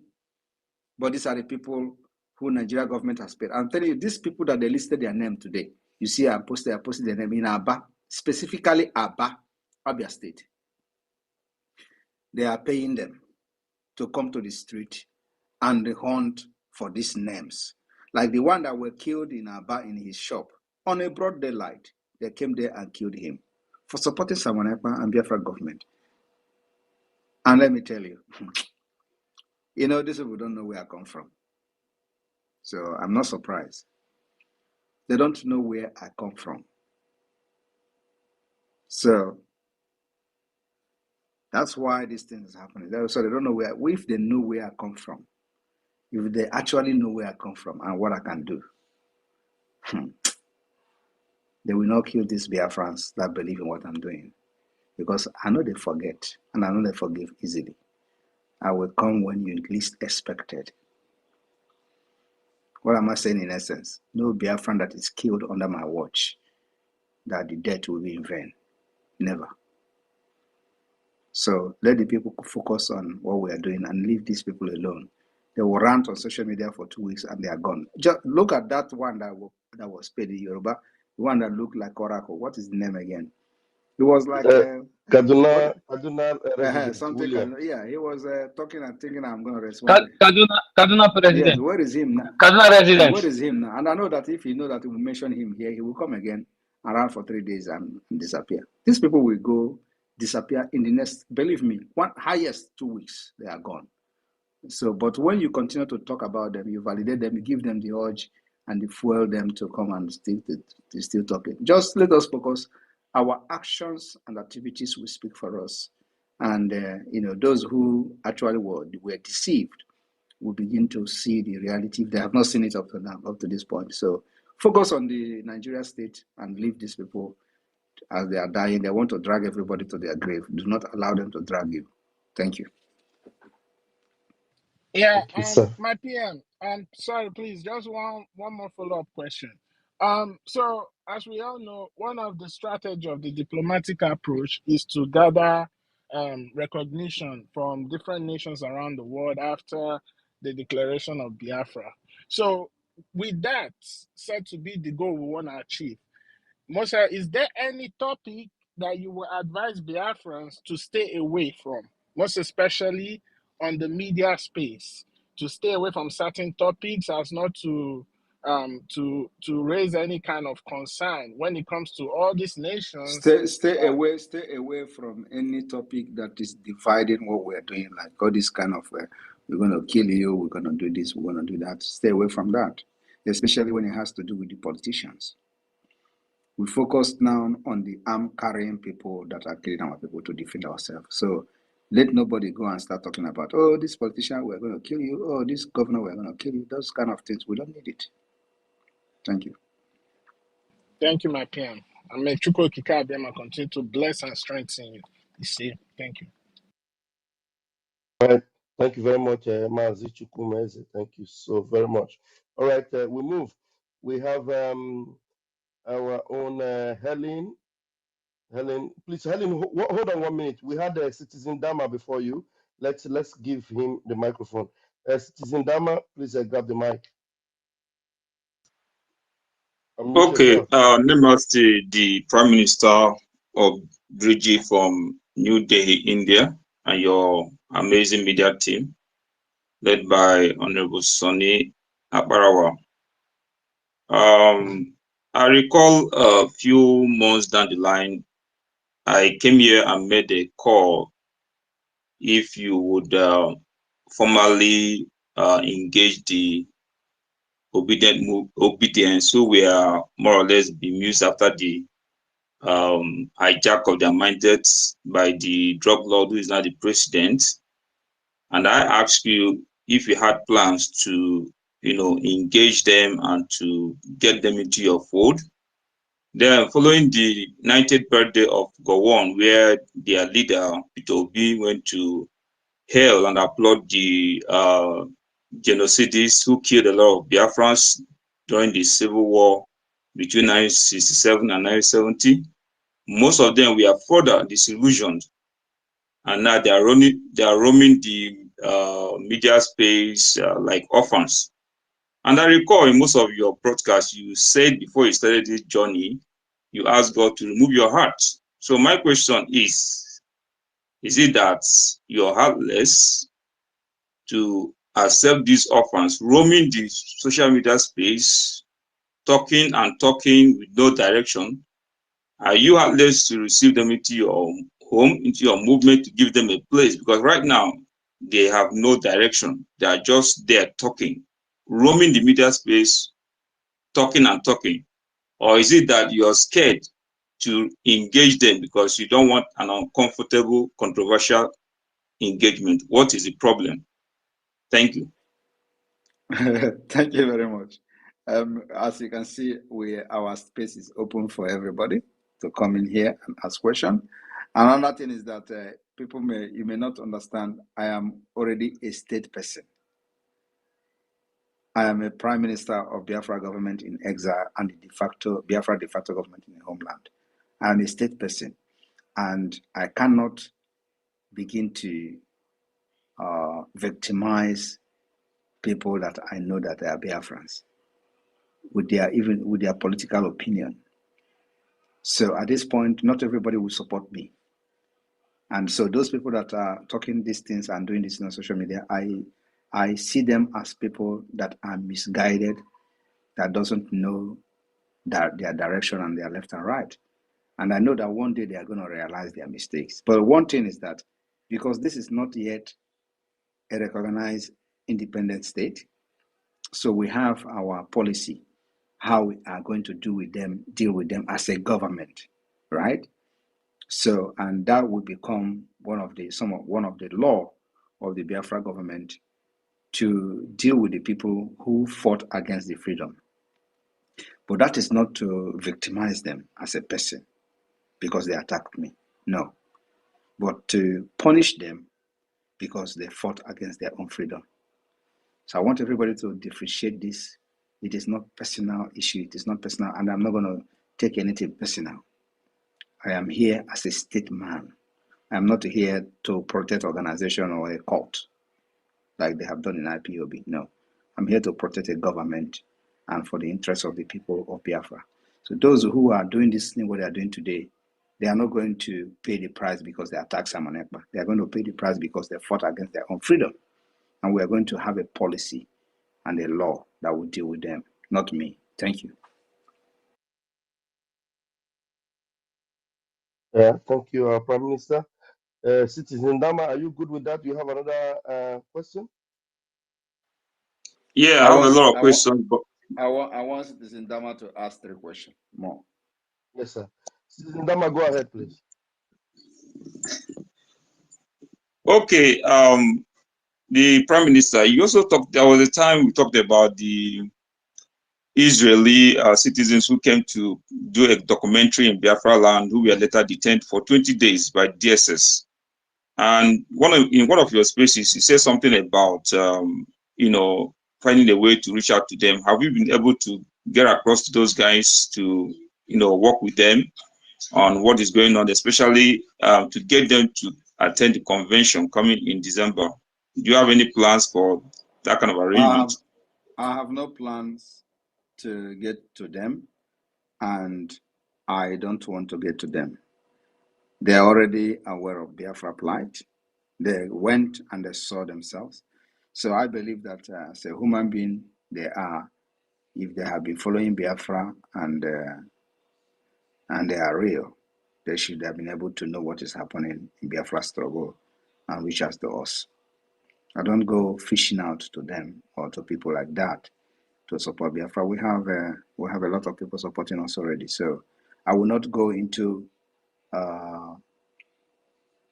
trying to convince them, because I know the people that they may be listening to are those who are not genuinely in the Biafra struggle, like the people that they are associated with the IPOB Nigeria.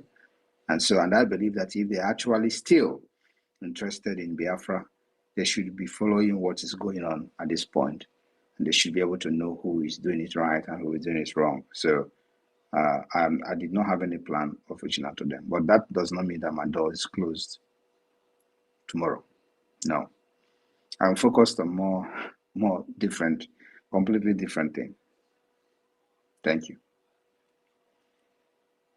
Yeah, thank you, my Okay. Prime Minister. Citizen Dama, you have another question? Please go ahead. The PM Yes, Minister, please my go ahead. last contribution will come in form of a compliment. The Prime Minister of BRGE, I think you scored a hat trick on the incident of the DG of World Bank, Madam Okonji-Iweala, who tried to debunk the photoshopped post.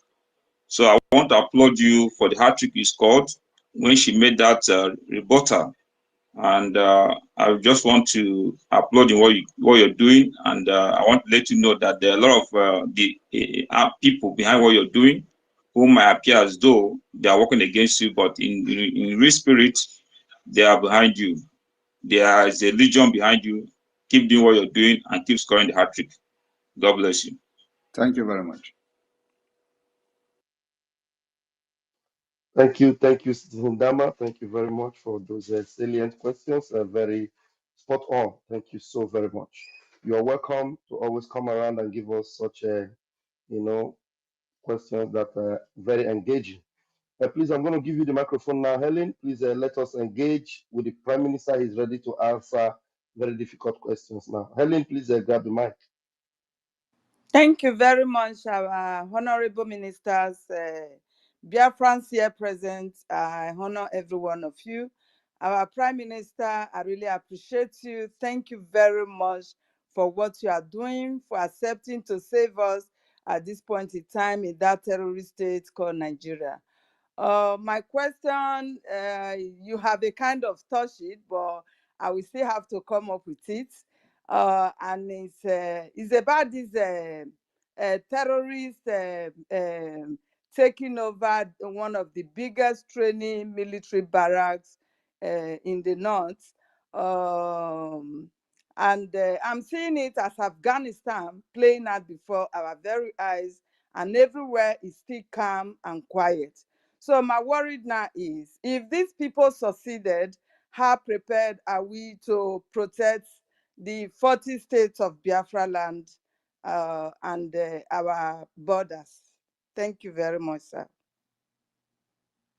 We are prepared to protect our land, and we are prepared for any eventuality. Thank you very much. Because given to the exposition of every prominent people in the terrorist state of Nigeria, like that Kule of a man, he told us how these people are willing to take over Nigeria and Islamize everybody. That everybody is aware of what is going on. Up till now, we did not hear of that man. If he has been killed just like that other man from Benue State. We don't know about that. And yet, the youth of Nigeria are silent. All they do is to come out and be fighting the only person, which is you, that is fighting to protect us from this doom that is about to befall us. And if I may ask, why is the whole world so quiet about this terror that is going on in Nigeria? Have they all given their consent for Nigeria to be Islamized? Are we not human beings? Why would you be waiting for the world to fight for you? That's what we're doing. Have you not heard how they were fighting and claiming someone else hand will soon touch you, hand will soon touch you. Have hand touch me? Am I God not here? forbid. So I'm here now. So that's what the world is doing. The world has given us the opportunity and the platform to fight for our freedom and save our people. That's what world have done. They have to do something that will support you. Thank you very Thank you. much, sir. May the good God continue to protect you, empower and strengthen you for this Biafra to be restored. Thank you, sir. I appreciate you. Thank you.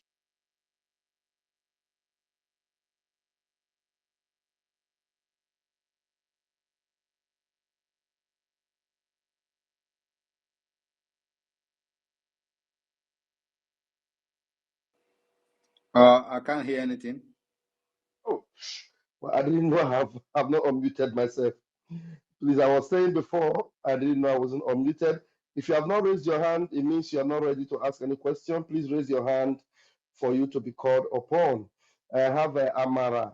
Amara Obilo, please unmute yourself and ask your question. Thank you.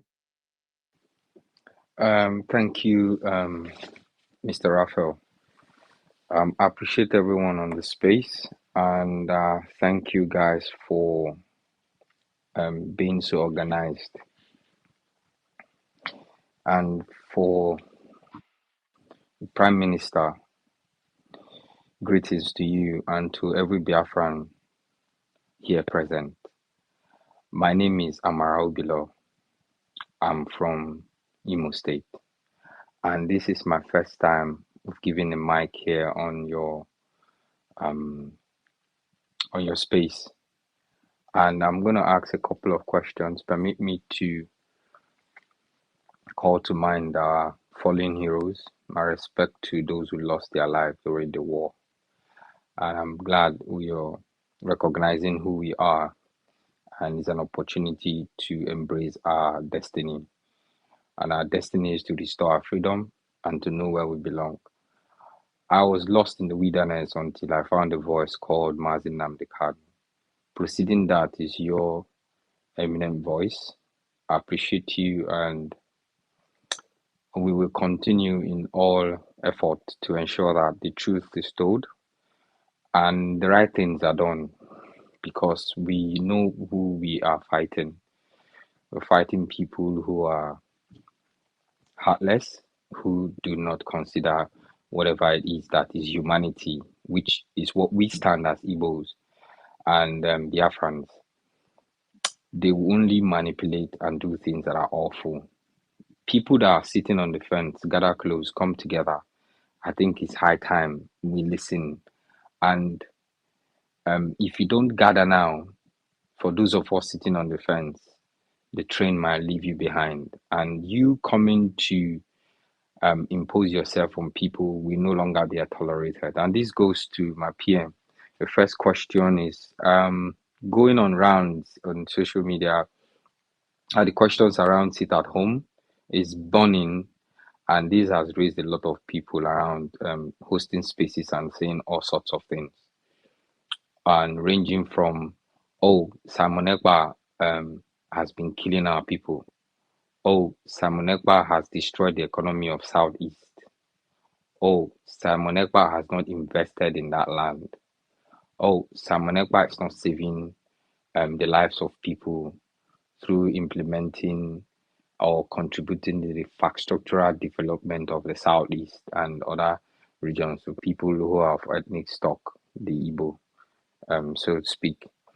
And then my question to you as regards that is,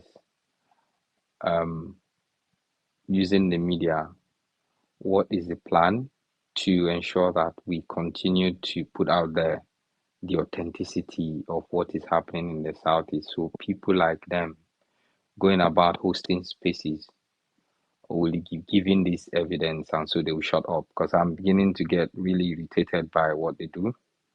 And it's not my fault. This is who we are. Igbos don't like it when it's not truthful. Thank you very much. The way is to continue to set up space and debunk them if you have the time. But if you don't have the time, my own is that, one thing is that left for me, we don't have time for those people. But if you have the time, you set up a space, debunk them. The media team will always be there, especially myself. If I come across any space that is debunking them, I will always share and try to encourage whoever that is hosting the space. But one thing you have to know is that these are the things that you are going to face in a struggle like this. The question you should be asking them, where were Southeast before Simon Ekpa came on board? That is the question. What was going on in the Southeast before Simon Ekpa came on board? Always ask. And of course, because they are stupid, they will not even address that question if you ask them. They will start blabbing. But always continue to hammer and make sure they address that question first. Ask them, what was Southeast like before Simon Ekpa? And just like now I'm asking you this question now, you can think about it yourself. What was Southeast like before 2019? Is there any federal project that the Biafra struggle has stopped? I'm asking you. None, sir. The second Niger Bridge was mounted and it's completed. Is there any federal road project or any railway project that Biafra Liberation Army has bombed the railway project? Not at all. So what is the problem? What was Southeast? What was the federal government doing in Southeast before Biafra, before Simon Ekpa came on board? Because now it's not about Biafra, it's about Simon Ekpa.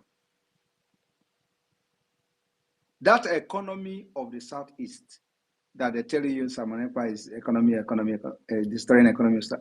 What was the economy of the Southeast? The effect of the economy, so-called economy of the Southeast before 2019, before Simon Ekpa came and joined the Biafra struggle. What was the effect of the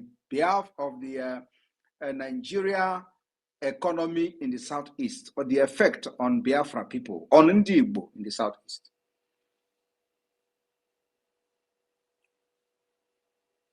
So I'm not asking you, but I'm just telling you what to ask them. Tell them to mention one tangible thing. Just one, not two, because two will be too much.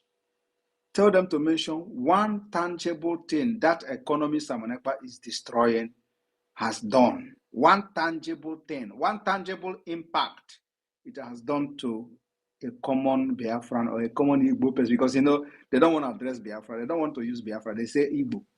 This is how to know them. They will just tell you Igbo person, Ali Igbo. So just ask them, before 2019, this economy that Simon Ekpa is destroying, what impact has this economy done to an average Igbo person? Let them tell you the impact and how that impact has been destroyed today. Okay, PM, thank you very much for that. Just two leading questions. I appreciate you. Thank you. I want every one of us here. PM is here. Sorry, because I'm not finished. Let me round up. Because you can tell them the effect of Simon Ekpa. Because they cannot tell you the effect of the economy before Simon Ekpa came in. So now I want to tell you now what to tell them, the effect of Simon Ekpa. Before Simon Ekpa came on board, Fulani was cutting off a head of Biafrans in Enugu, in Ebonyi, in Anambra, and even in Imo State. Before Simon Ekpa came on board, Omahe was a governor and he was crying on national television. I hope you watched the video, right? Yes, I did. Upon all the agreement, we went with them. Oh, they still went and they killed these people, and now they have all run away. We came here, we did not meet them again.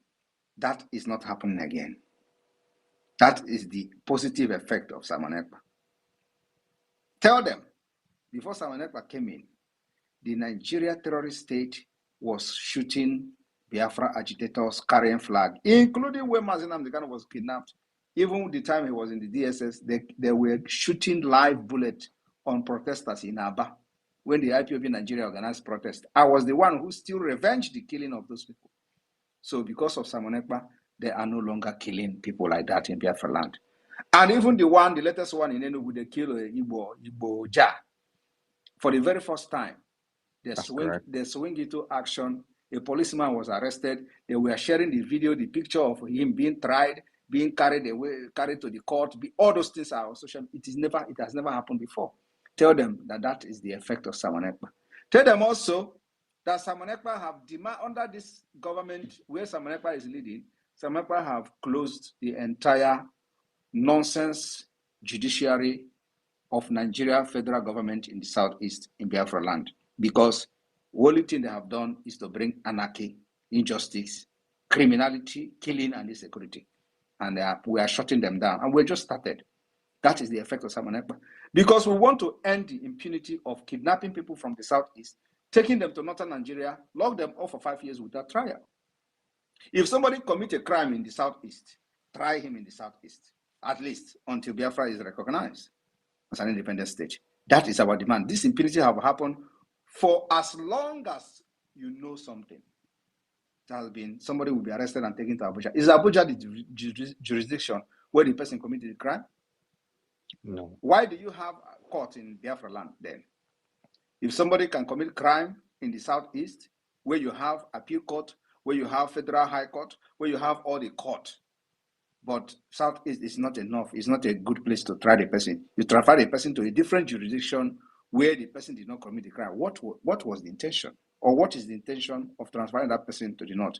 Nothing, not other than to kill and make sure that justice is denied. So Simon Ekpa want to end it. That is the thing Simon Ekpa is doing. So tell them what I'm doing, positive things I'm doing, and let them tell you the positive things that economy has done to them before Simon Ekpa come in. Thank you. Yeah, my PM, I appreciate you. Just two leading questions, and these are critical questions. I actually itemized them. So the second one will be 2nd December and identification. So how many states and countries can these IDs be used, and how potent are they? And before you answer, sir, I want this to go out to all Biafrans.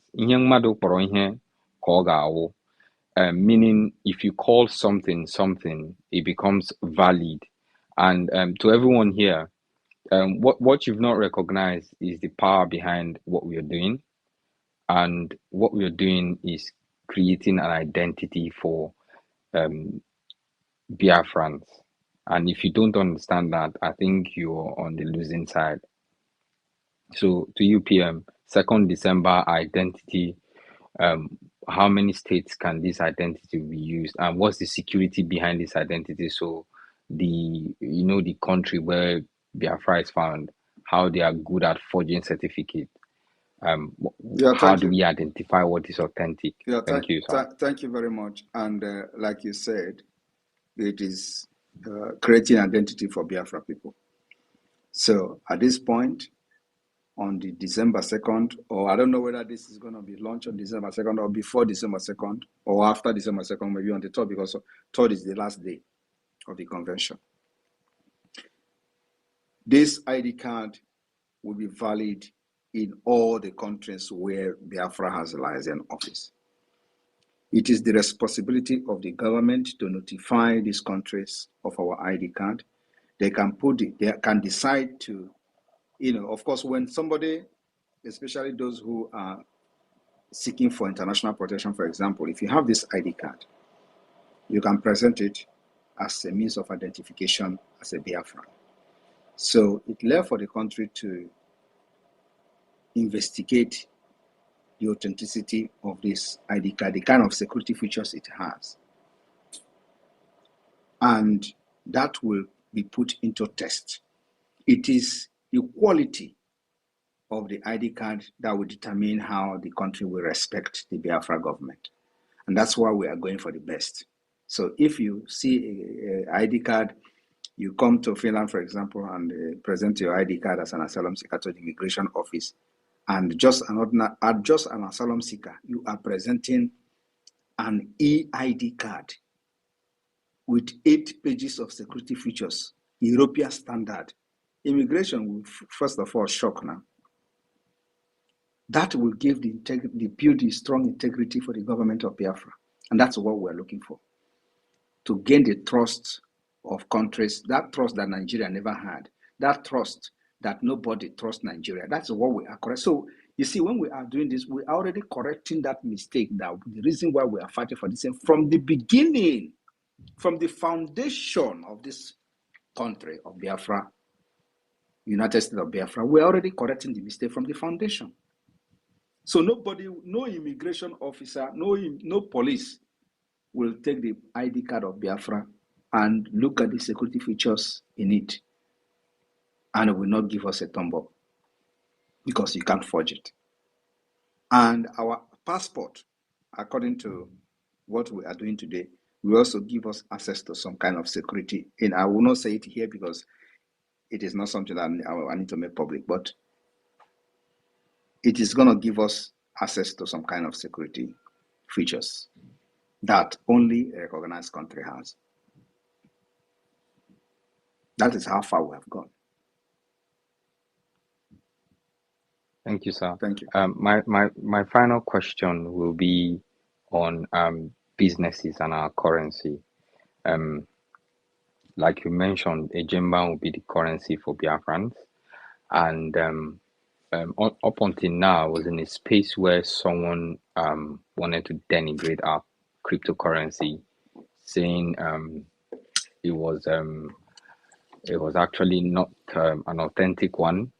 So what are the plans to go to the grassroots where you have people in Aba area market in Anambra, where you have You see, that is the lack of big businesses, so that they can adopt our currency? That is the lack of information from your side, because already people in Aba, they are using the currency, the Biafra coin to do transaction. So if you have been following, you will be seeing where we posted that somebody used the currency to purchase this. To buy many things, yes. They even buy chicken. They buy food. They buy oil. So which means you are not following. That is the problem. Some of you are not following. You just come to ask questions. You want to know this, but you are not following. You are laughing. My PM, I'm not laughing. I'm just looking at the message someone sent me. It's like my head is not correct. Okay, you see. So that is the point. So if you are really deep-rooted into this struggle, that you are concerned about this struggle, you should be following everything we are doing. Look at the kind of question you're asking. When people are in the Biafra land, are already using the Biafra coin to do buying and selling. Oh my God! So you don't know that. I appreciate you, sir. You see, so you don't know. I'm just, you should be following. I know. Hold on, you need to confirm whether you know or you don't know. That's why we are asking you. I actually know. I know about the cryptocurrency. So then you should be in the position of telling them now. Yes, you should be educating people, not come here to ask questions. Invested about £100 in it, and that's why I'm asking, because the currency is just lying there, and it doesn't actually appreciate it. So I'm just thinking, if I ask this question, I'll be pointed to probably how it appreciates in value, and if it's listed in stock. It appreciates in value if you stake it. You need to stake it first. You don't just put the money. You don't just put your £100 there and you don't stake. You need to stake. You know what is staking, right? I'm not a cryptocurrency guru, but you should know what is staking if you know what is cryptocurrency. Sonny, am I right? Yes. Yes, PM. So educate him more on staking. Sonny, are you free? Are you free to educate him a little bit on staking? He have £100 there. He has not appreciated. You need to stake the £100 for it to appreciate, right? Maybe he just bought the coin and left it there without staking. You need to so stake it. How do you expect to have derivatives coming out from what you stake or what you keep there. So first you stake. As you stake now, you stand a chance of gaining. And you should also read everything that is there on the website before you start staking so that you Yes. know what you stand to gain. So that you know what you stand to gain on daily basis. My minister, Ejare, Raphael, can you mute Can I yourself, can I please? ask one final question, sir? One Minister final, and I Ejare, won't mute ask your any mic, question please. again. One final I don't know question. whether your question now. Let me also address here. I don't know whether your question is needed again. There are many people here that want to ask One questions. final one. Now, One final one, no. sir. Sorry. This is your last question. Disqualify you to ask question again. Now, let me use this opportunity to address you on another issue that you didn't even ask. Now, in addition to this Biafra coin, the Biafra government is launching the Biafra Bank, online licensed, internationally recognized banking system, which will give you access to debit card and all that. So we are expecting that even before we start pushing away Naira from Biafra land, Biafra people will start using the POS and the debit card to be doing buying and selling with Biafra Ejema. That is the next project we have online. Now I'll give you the opportunity to ask your question. Your last one. Thank you, my PM. I appreciate you. Honestly, I think, sir. I think a lot of people need to hold you in high esteem and reference because it's not easy to have you give us your time. So my final question is in identity crisis and our history. We have a lot of people on the other side of the border. I've been following this, so sir, please don't crucify me. And recently, they talked about the Anyoma state, and this has sprung up a lot of species across X Street, and they talk about these people not being Igbos and not being Biafra as being in front burner. Please, can we have a clarification on this? Please, your question here is not making any sense. You are just creating confusion, jumping from here and there. If you have any issue, go and settle it with a normal state department or the administrators or the group. We have a normal state, and if you are from there, you should go and belong to the group. You don't come here and start creating confusion where there is no confusion. Thank you. Please, somebody else should ask question. Thank you, sir. All right, thank you. Mazi Onyeka, please unmute yourself. Namaste, Prime Minister G. Namaste. Greeting from New Delhi, India, from your city. From my village. I just Oyeka, yes, you are my village. You carry Aroshi put for your profile picture. to tell you that I'm confirmed. You put Aroshi in my village in New Delhi, your profile picture. Hindustan. Is this one Karashina? This one is Krishna. Okay, this one is Krishna. Okay, Krishna there for my you get one Krishna shrine way there for my house then and for the back of my house then and my neighbor there. Exactly. I just made the research and found out that you are from the #1 India family, Gandhi family. Yes. I just extended the Gandhi family. lineage of Gandhi now. They don't know now. Exactly. You don't see my head.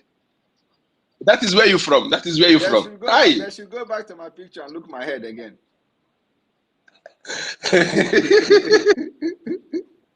Thank you so much, my Prime Minister. Thank you.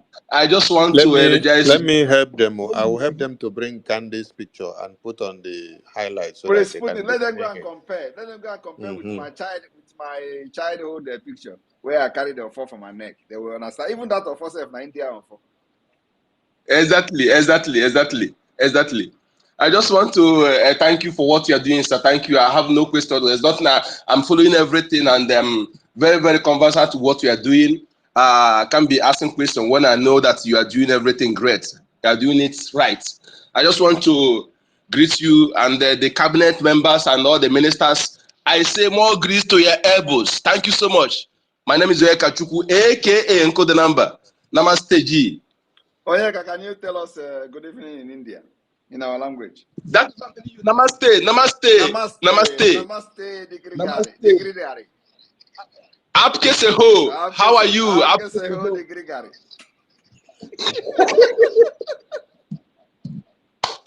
Thank you, sir. Thank you.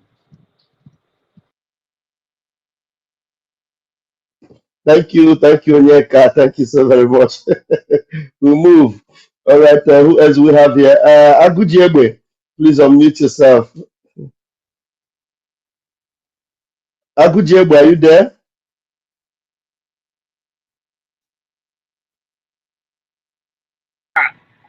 I'm here. Wait, Okay, please. Agujiegbe, I have a question.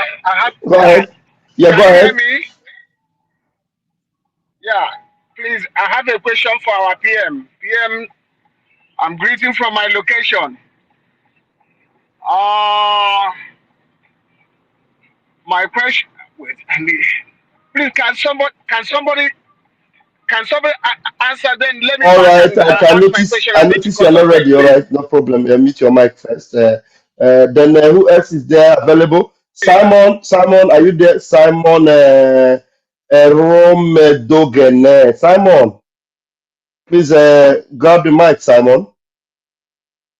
Simon, you're muted. Unmute yourself. Yeah, thank you very much for giving me the mic, Pastor Van. And good evening to everyone. Quickly, I want to save our time and ask a question. I don't know if the question have been asked or answered in a space that I didn't join. I'd like to know if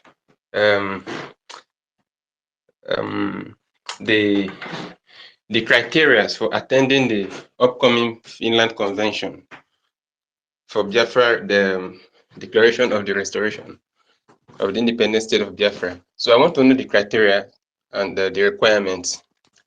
If your application is submitted but not yet approved, can you book a flight for that, for this our convention that is upcoming, or you must wait for everything to be approved before you can book a flight for it? I just want to know, please. Is there one? Why is it not approved?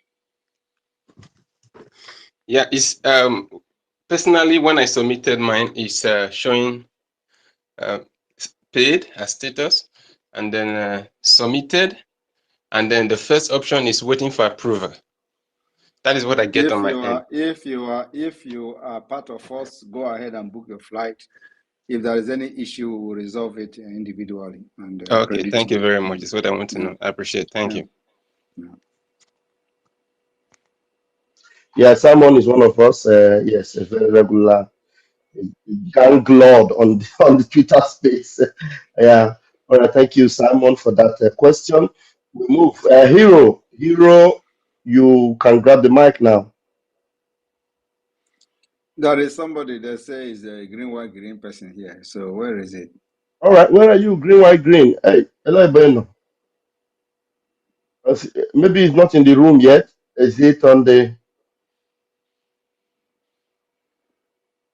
You can see that the PM is desperately looking for those of you, one Nigeria needs. So, I have invited Agege. okay. Agege not bread. You can see the kind of name they are answering to fight for Biafra. And I put Mazen the Kano's picture, green, white, green. Agege not bread. I invited you to come and speak. Come and ask that question. That thing that they are, that Ekperima.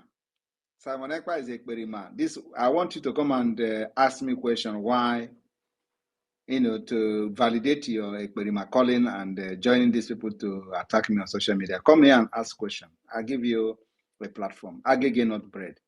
Even though your name does not, say anything, but I will give you, for the fact that you have green, white, green, let me give you opportunity to come and ask me a question. Maybe Yeah. today you will be delivered.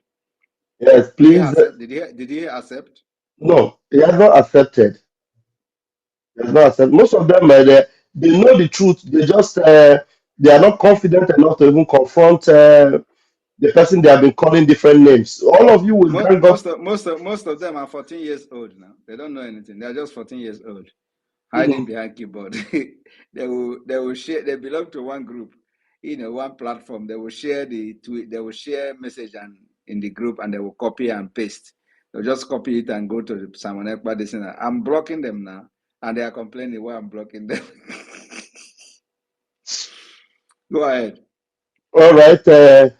While we wait for the aggregate to come, let's Agujiegbe, your hand is up now. That means you're ready and you're good to go. Please unmute yourself, Agujiegbe. Yeah, thank you, our PM. Thank you, all our government officials that have been working assiduously to make sure our people and our land are being free from evil bondage. Please, my Prime Minister, my question goes like this. Although I shouldn't call this question, but it's just a contribution so that since we are having a government, I believe if that information comes from our government, the entire world, according to the statistics, you have about 220 something million viewers. So that information will be able to reach them as well, for them to know what we are passing I through. didn't say it when they will say I Photoshop the view. The enemy is the one who published the number of the viewers. So Yeah. it didn't come So from that, me. yeah. So anything that comes from our government, we know the population, the amount of people that are viewing it. So it will be more authentic. As it stands today, many of us knew how our leader, Mazi Nnamdi Kanu, was being kidnapped. And he traveled as a British citizen. He traveled to Kenya with British passport. Up to today, British government have not made any public announcement in respect of that. That is one. Number two, Britain created Nigeria. They said Nigeria is a secular state, but their former Prime Minister, David Cameron, came out in public in the national television to announce to the whole world that Nigeria is a member of an Islamic, let me put it, organization, but I know whom they are. So I believe our government should come out and let the entire world know that Britain is the architect of whatever we are facing and whatever that is going on in Nigeria, because during any political election, they said election, all the political presidential aspirants, all of them will come to Chatham House. So, but when there is an important issue going on in that evil contraction, none of them will come out to say to announce to the public why this should Please be ask like that. something reasonable. This is a misplaced priority. We are not interested in whether British is calling us a Islamic state. We are not part of Islamic state. That's why we are fighting for Biafra. So we are not going to hold British responsible to come and explain why we are Biafra. If Nigeria, people leading Nigeria and ruling Nigeria are, are adopted Islamic state, is their business. So we are not here to begin to fight who is validating Islamic State and who is not validating Islamic State.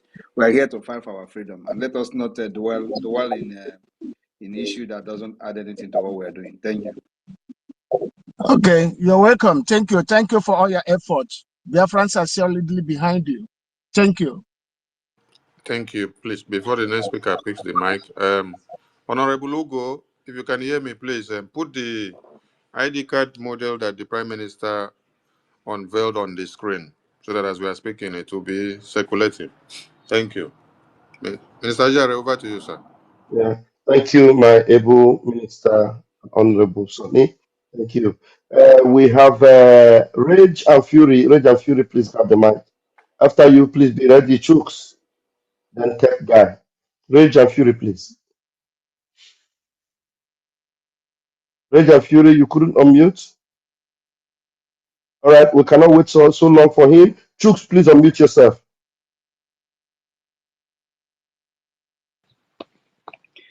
Thank you, Raf. Go ahead. Pastor Van Van Van. Chooks, please, as you pick the mic, try to look at this Mohammed and this photo, whether it's not the same with the Prime Minister. That is the early age of it. So everyone that picks the mic, remember to comment on Mohammed Kandi's photo and the Prime Minister and tell us if they are not looking alike at their young age. Thank you. Nice one. Sorry, sorry, don't give person. Anyway, my His Excellency, our Prime Minister, Ogadagidi, the man they could not arrest.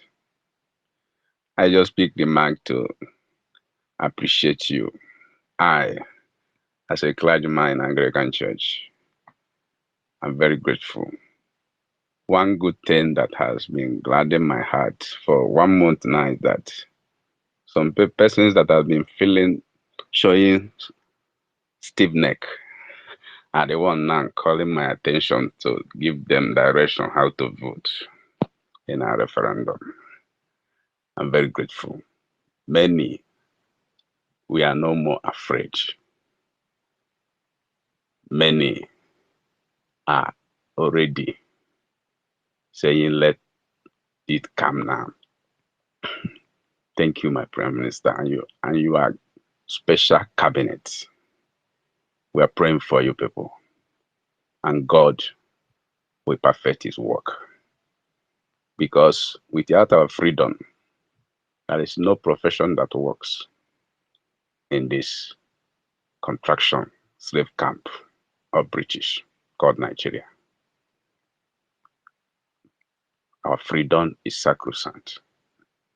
We are very grateful. Thank you, sir. Bravo, 2nd December 2024. They are all in high blood pressure because certainly what happens to Pharaoh is already happening to them. Thank you, sir. Any day I don't hear your voice, in fact, my children, they will say, I don't like these people that are talking in this Twitter space because there is a speaker in my toilet, in my sitting room, in my room. I connect space. It will be, my children will be hearing it. They caught my attention the day before yesterday. They're the one that woke me up. People that are talking trash against this Sindobisi, Yoruba man that claimed Ndobisi name. Talking trash. So these people are talking nonsense, so that's what my first son told me. Okay, Daddy. ask question. Ask Prime Minister. Prime Minister wants So to answer questions. I'm here to appreciate. Thank you, my Prime Minister. God bless you, sir. Thank you. Please, if you're raising your hand, let it be that you want to ask questions. Prime Minister wants us to ask him questions, please. Yeah, let me hope that tech guy have a good question. Tech guy, man, please unmute yourself. Tech guy, So much. Yeah, thank you so much, Pastor both of them. Can you hear me? go ahead. We can hear you. Go ahead. Oh, okay. Thank you so much, my Prime Minister, the Minister of Information, and Biafrans. I greet each and every one of you. My Prime Minister, it's my honor to extend this gratitude to you, the family of the deceased musician. I have a message for you. One of the brother got to me this evening, and you know, even though they are still mourning their brother, but because of the demonstration of your level of your leadership, they believed that someone actually care for the family. They believe that they have a leader who can speak on behalf of the murderers, state of Nigeria, who can speak on behalf of the poor people who cannot speak for themselves. They also acknowledge that the governor only came to make speech and drop a comment on the Twitter, and they know that the governor is not going to do anything. It is only you that can provide justice that they needed for their brother. So we spoke to a length, and they said I should extend this gratitude to you, and they also wish to thank you for your kind support and the declaration of the sit at home on Tuesday, which went successful for the honor of their deceased brother. So they say I should make sure I I put this thing to your notice that they are, you know, they really appreciate your leadership. So, and I told the guy that I am not actually feeling very strong. I told the guy that I will definitely come to space to make sure that I extend this very particular gratitude. It's emotional, something to me, and I feel like our Prime Minister have demonstrated to the world that we Biafrans, we don't leave everybody behind, irrespective of your status. So that's why I am here. I don't have any question. I just want to thank you so much for your kindness, your status of leadership, and what you demonstrated for our brother Iboja. Thank you so much, my PM. May Chukwu Kabiama grant us, all of us, our dream country, which is Biafra. I also want to use this opportunity to plead to Biafrans that we need to support this movement at all costs, because this is only hope. We don't have any hope. So I also want to thank you, my Prime Minister, and also to let Biafrans know that there is a criminal who has been running, a DOS criminal. I've been tracking this guy for a while now, and since our Prime Minister is kind of having mercy on them, we are going to take it upon themselves. The guy has been tracked somewhere in Europe, and after our convention, I'm going to follow the matter up. They said the guy is in prison now, and I want to go to the prison to make sure actually if he is in prison, because this guy is a tormentor of Biafran government, Republic in exile. But as you can see, he's not coming up again on space. I just heard a rumor that he's in prison. Our Prime Minister, please, these people should never, ever go unpunished. These people that are molesting our name, trying to deteriorate the name of the government of Biafra, disrespect the Prime Minister of Biafra online, these people will never, ever go unpunished. And if they dare go unpunished, we will take it on ourselves and make sure they pay dearly for it.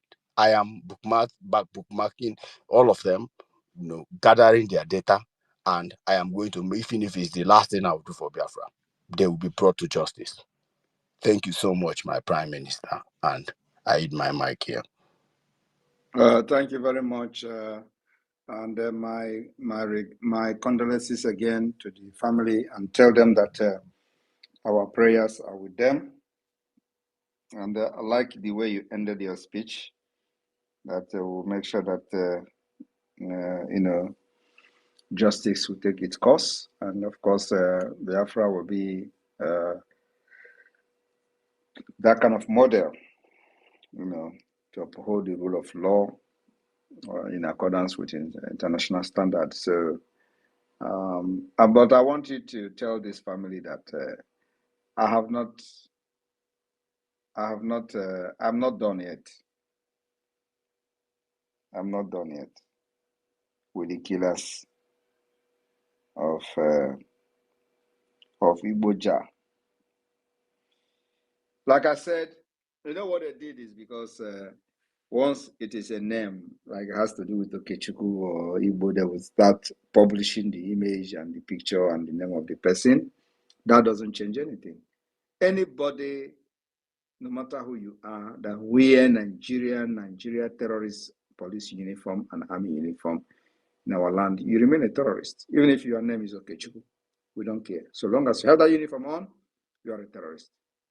So the family, our prayers are with them, and our condolences. We send our condolences again to them. Tell them that they should remain strong. We are fighting to have a nation where nobody can be killed like that. And for the killing of this man, I don't know who he is. I have never communicated with him, and I don't need to communicate with him. But because he's a Biafran with the Ogene music, I know he's even if he doesn't believe in Biafra, it doesn't matter. So, and this should be a lesson to other people who are thinking that Nigeria, they are enjoying in Nigeria, or that have something in Nigeria, and they can be killed anytime by anyone, and nothing will happen. So it should be a lesson to every other person who are out there. So tell the family that I am promising them that the game has not ended. The death of the people, the organization, the criminal entity the terrorist entity that killed our brother will have a long way, and they have murdered sleep in Enugu. That's my promise. When I make my comment, it takes time.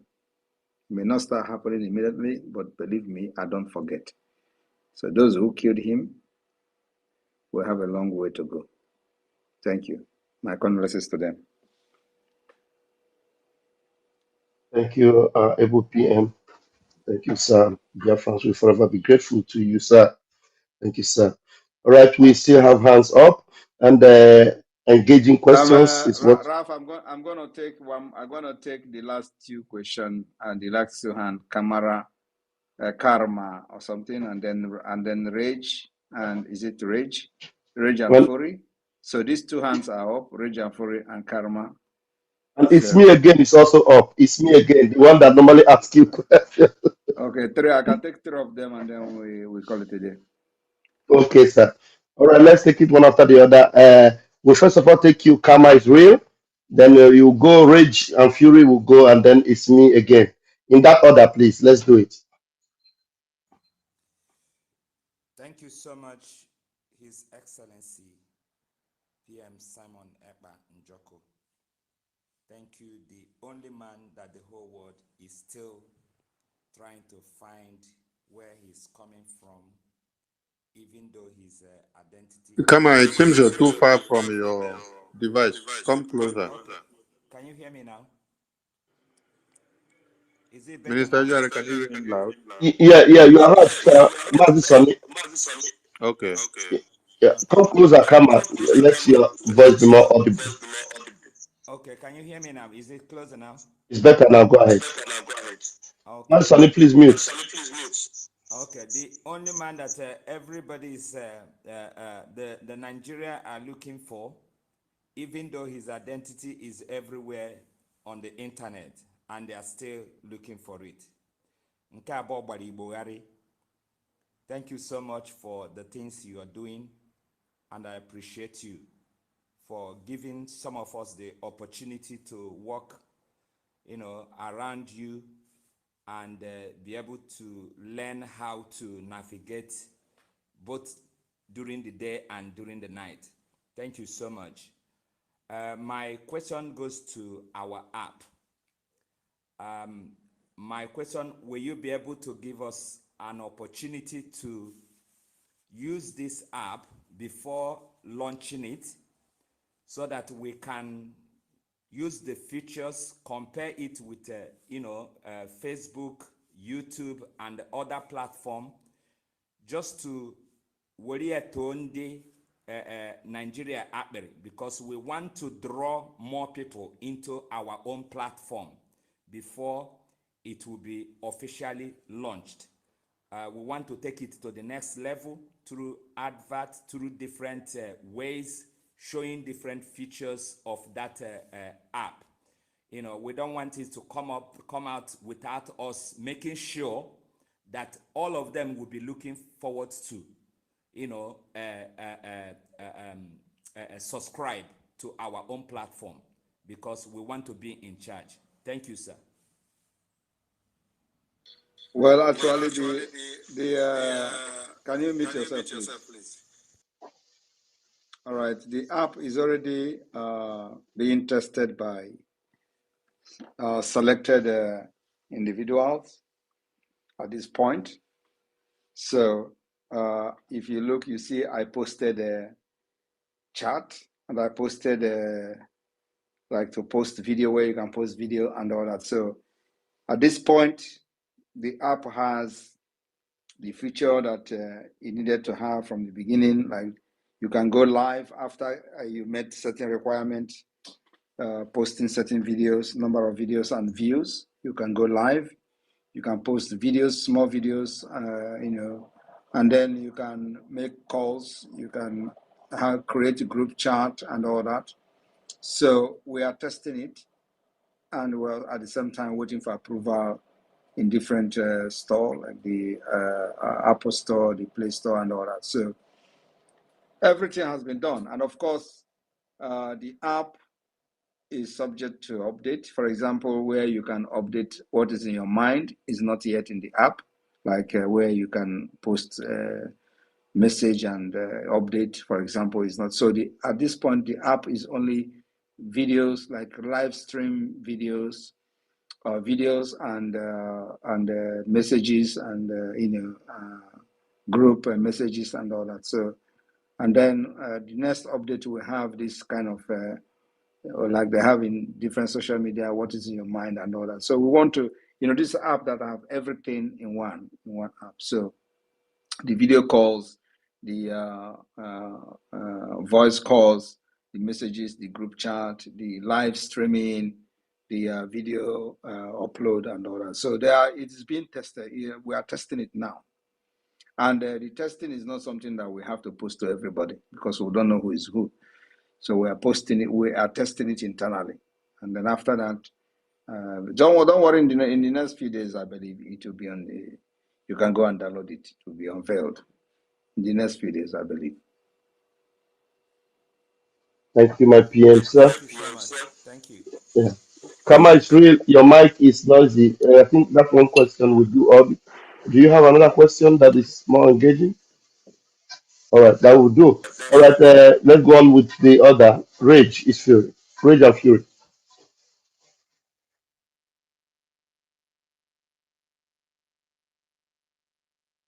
Rage and fury. If like say you no get network, somebody else go take your post. So it's me again. Yeah, good evening, PM from here. Um, Today I just discovered that you have Indian origin. Yes, today I discovered. So upon our research, we try to see, because we've been trying to know what kind of freedom are you pursuing. We have gone to so many people to see who you are copying, who are you using as a model or prototype. Today we discovered that you have Indian origin.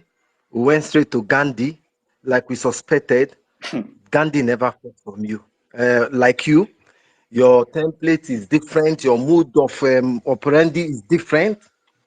How do you intend to write your autobiography? This is not a question.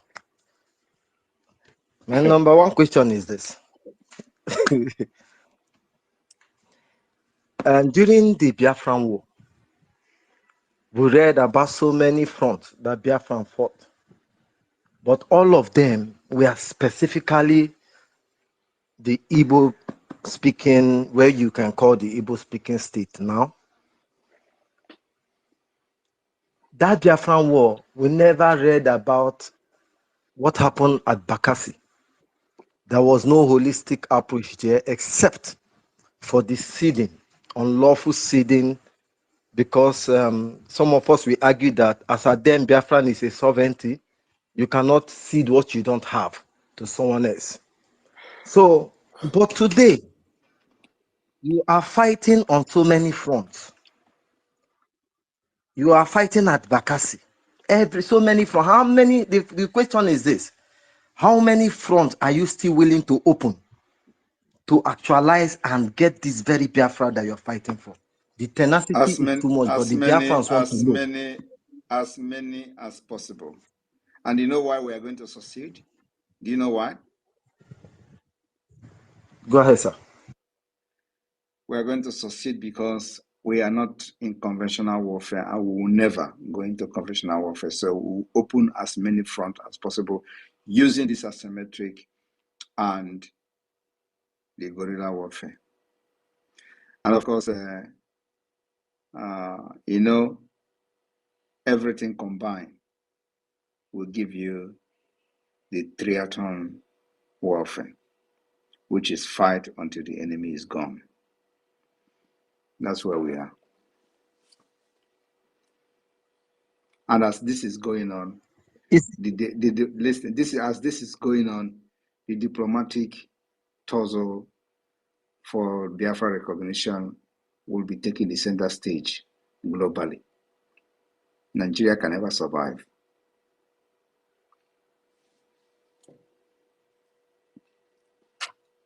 Wow. It's me again.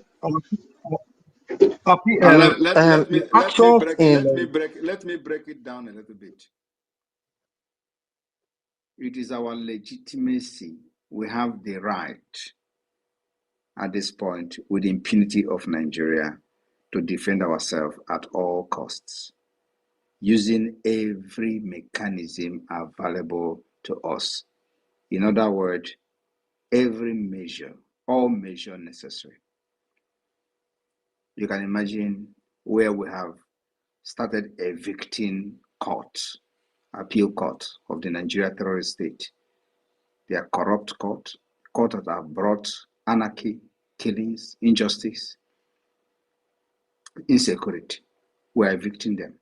So, and I read where somebody said, oh, you are evicting court. Very soon, they will be taking people to northern Nigeria to try. Yes, they have to take them to northern Nigeria to try.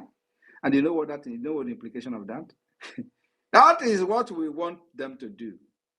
Let them take people from the Biafra land to northern Nigeria to try them, because they cannot have control over Biafra land. That is outright reason for Biafra freedom. It means they have lost it. If they don't know what we're doing, what we're doing is to delegitimize Nigeria.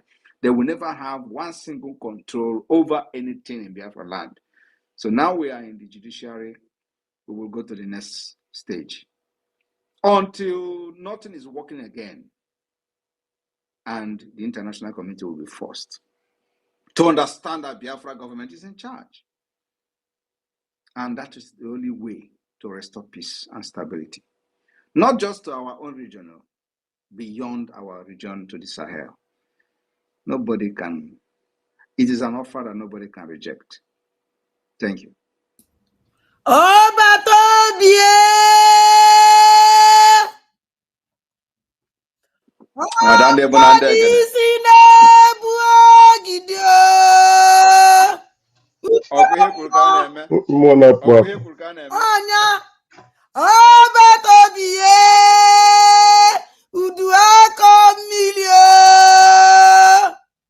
The roadmap will be more clearer after December 2nd. PM. It's me My again speaking now. PM. Okay, it's me again. All right. Yes, something is disturbing the community around you, around Africa, especially your approach. Given all you are doing, there has been very, very less solicitation for funds from you, especially. Apart from this weekend fundraising that we do, sometimes you skip them. Given the commitment, the logistic, the leaders, the kinetics, we are saying, in fact, that was why the rumor of $500,000 went viral, because this man is doing a lot. Where is this money coming from? Is this donation that we are hearing? This is a very big concern to so many of us. But don't answer if you don't will. But it's a call for. No, because I will answer, because we have read where Nigeria government say he's being sponsored by the European Union, is an agent of America. Now you can imagine where the IPOB criminals are saying he's a Nigeria agent, why Nigeria state is saying he's being sponsored by America, he's an American agent, he's a CIA agent. He want to destabilize Nigeria. They are using him. So everybody is accusing each other of. So anyway, the point is that every penny is going, because we have a template and we have a target and we know what we are doing. I've told people that if I have 1/4 of the money IPOB raised, I mean, 1/4 of the money IPOB raised. Believe me, by now, no governor will be in the East under Nigeria. I swear to God. If I have 1/4 of the money IPOB raised, by now the entire Biafra land will be safe. No governor will be in the government house. But we are getting there. So what am I trying to say? What I'm trying to say is that when you know what you are doing, you put the money, you invest the money into what you are doing because you know the result. You are going to know the outcome. But when you don't know what you are doing, have you seen anything for the past 13 years? Is it when they were paying $80,000 to? Do you know how much we pay to our lobbyists? $10,000. It is in public domain. $10,000. Now, can you compare it to people that were paying $80,000? What were they doing? Abateke. And it was a big news. So now I said, if we have 1/4 of the money IPB raised by now, no governor, no Nigeria, no governor will be in the Southeast under Nigeria. I swear to God. But the time is coming because we are getting there. Our PM, Yes. this question wasn't intended for you to answer, but to provoke the Biafrans listening to you tonight to see that, look, even this $10,000, these people, these lobbies are coming to space, speaking to Biafrans. If you shut them, they will respond to you, knowing that they are obliged to serve a purpose. But that And beside, you know what they are saying? They say, what kind of lobbyist is this? I am the one controlling the account. They say, what kind of lobbyist is this? A lobbyist that is coming to respond when he is attacked. They never believe because everything I have done for the past years were all fake, complete fake. I don't want to dwell on that, but if you are a Nigerian and you have lived in Nigeria, you can never think anything good, anything like this, transparent and cordial will ever happen, because you'll be speaking from the mindset of a black Nigerian man. But let it be. You have constantly threatened in some of your broadcasts that you will cut off oil flow from Biafran land going outside Biafran land. You have threatened this thing so many times, and lately, over 2 weeks, there have been power outage. The people of the north have been disenfranchised, no light, and the power company are saying that they don't have enough gas to generate power to them. Do you know anything about it? The question is, have you carried out your threat, or the action is yet to begin? I am telling you that at a point, no single drop of oil will leave Biafra territory. That answers your question. Thank you, my PM. PM, we know we lost And Fury last, and last but Fury, not and the least, last please, but not the least, it's me again. the You last have but not asked the so least, many please. questions. Let me ask the last one. This one is not from me. Many Biafrans have been asking, do you have preference on the area you want to protect? Because when something was happening at Idabato, you jumped in, and then these people felt the presence of a leader, government. I'm not talking about Simon Ekpa, I'm talking about the Biafran government in exile. Do you have a preference on where to protect, of the people you prioritize? Where is Dabato? Somewhere at Bakassi side, but something happened lately, and you carried, like the man that just greeted you on behalf of their family, that the measures you took on Iboja is second to none. The measure that this government took on Iboja is second to none. And that this fake trial and policeman they brought is nothing. Where is James Okafor of DSS killing Biafran youth? Where is Abakari and many of them? So all this rubbish they are doing, you did not listen to them. The government still went out to carry out so many threats that must be regrettable to to the Nigerian country. So There the is no question is, do you have preference. a preference of? There is no Okay. preference. And I want you to understand that when the time Abakari was happening, I was not leading any Biafra movement.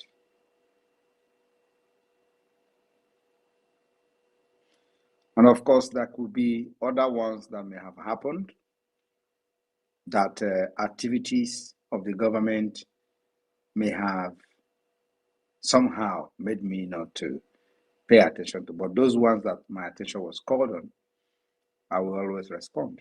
So I have no preference. Any Biafran anywhere in the world, we will give you the same response. We'll give you the same treatment. We'll come to help and show you love, to show you that even when Nigeria has despised you, Biafra will recognize and come for you and help you in time of distress and time of problem. So it is not, I have no preference for anyone.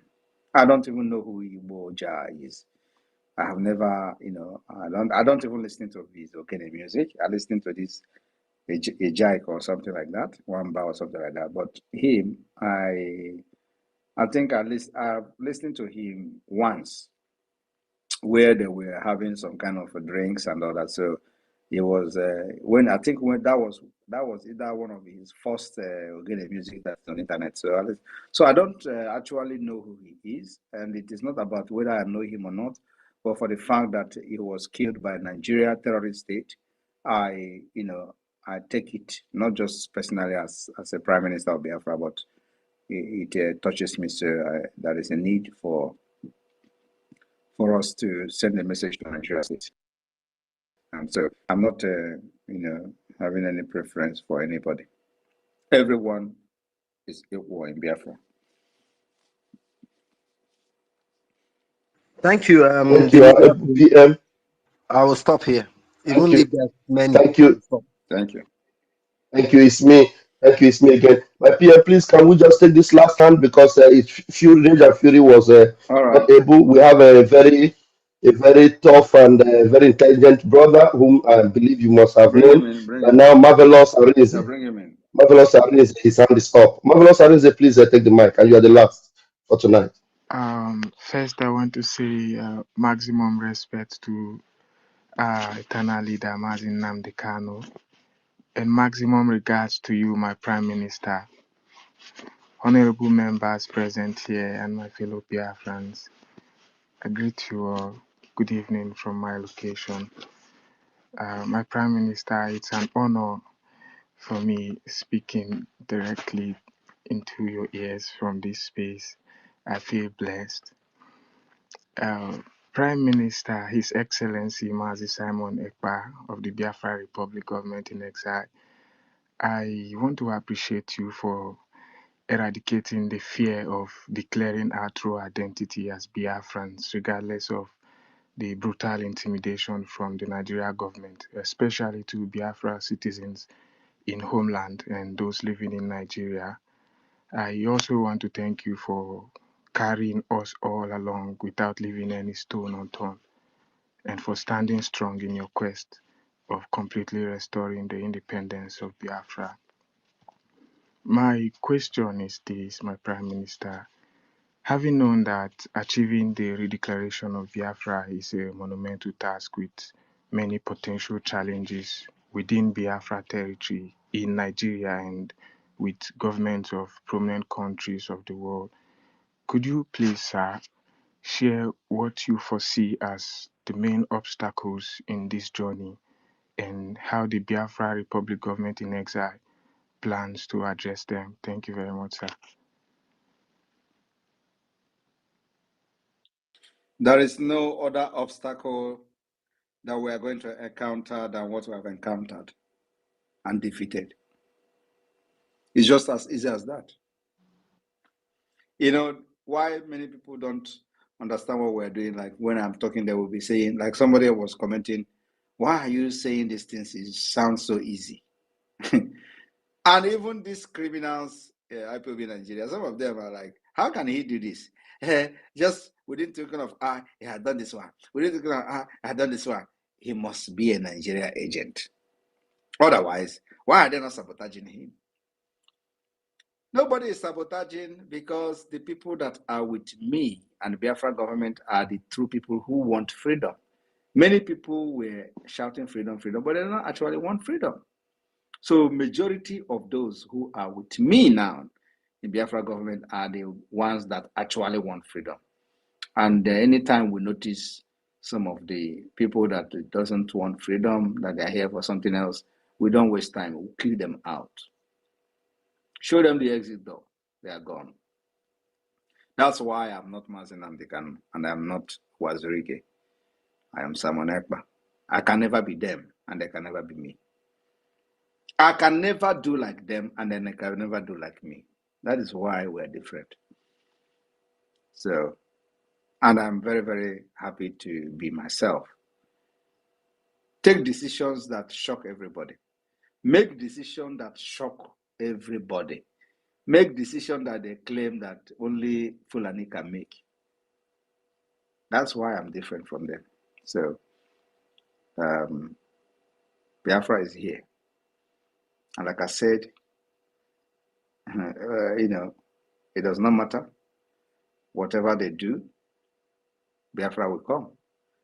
And from the 2nd of December, Nigeria will be shocked. Those people that are on social media now will also, you will see the image that will be coming from this convention. They will still be telling you it's a Photoshop. Oh, they are Photoshopping the video or video shopping the video. Oh, it's not true, it's not real.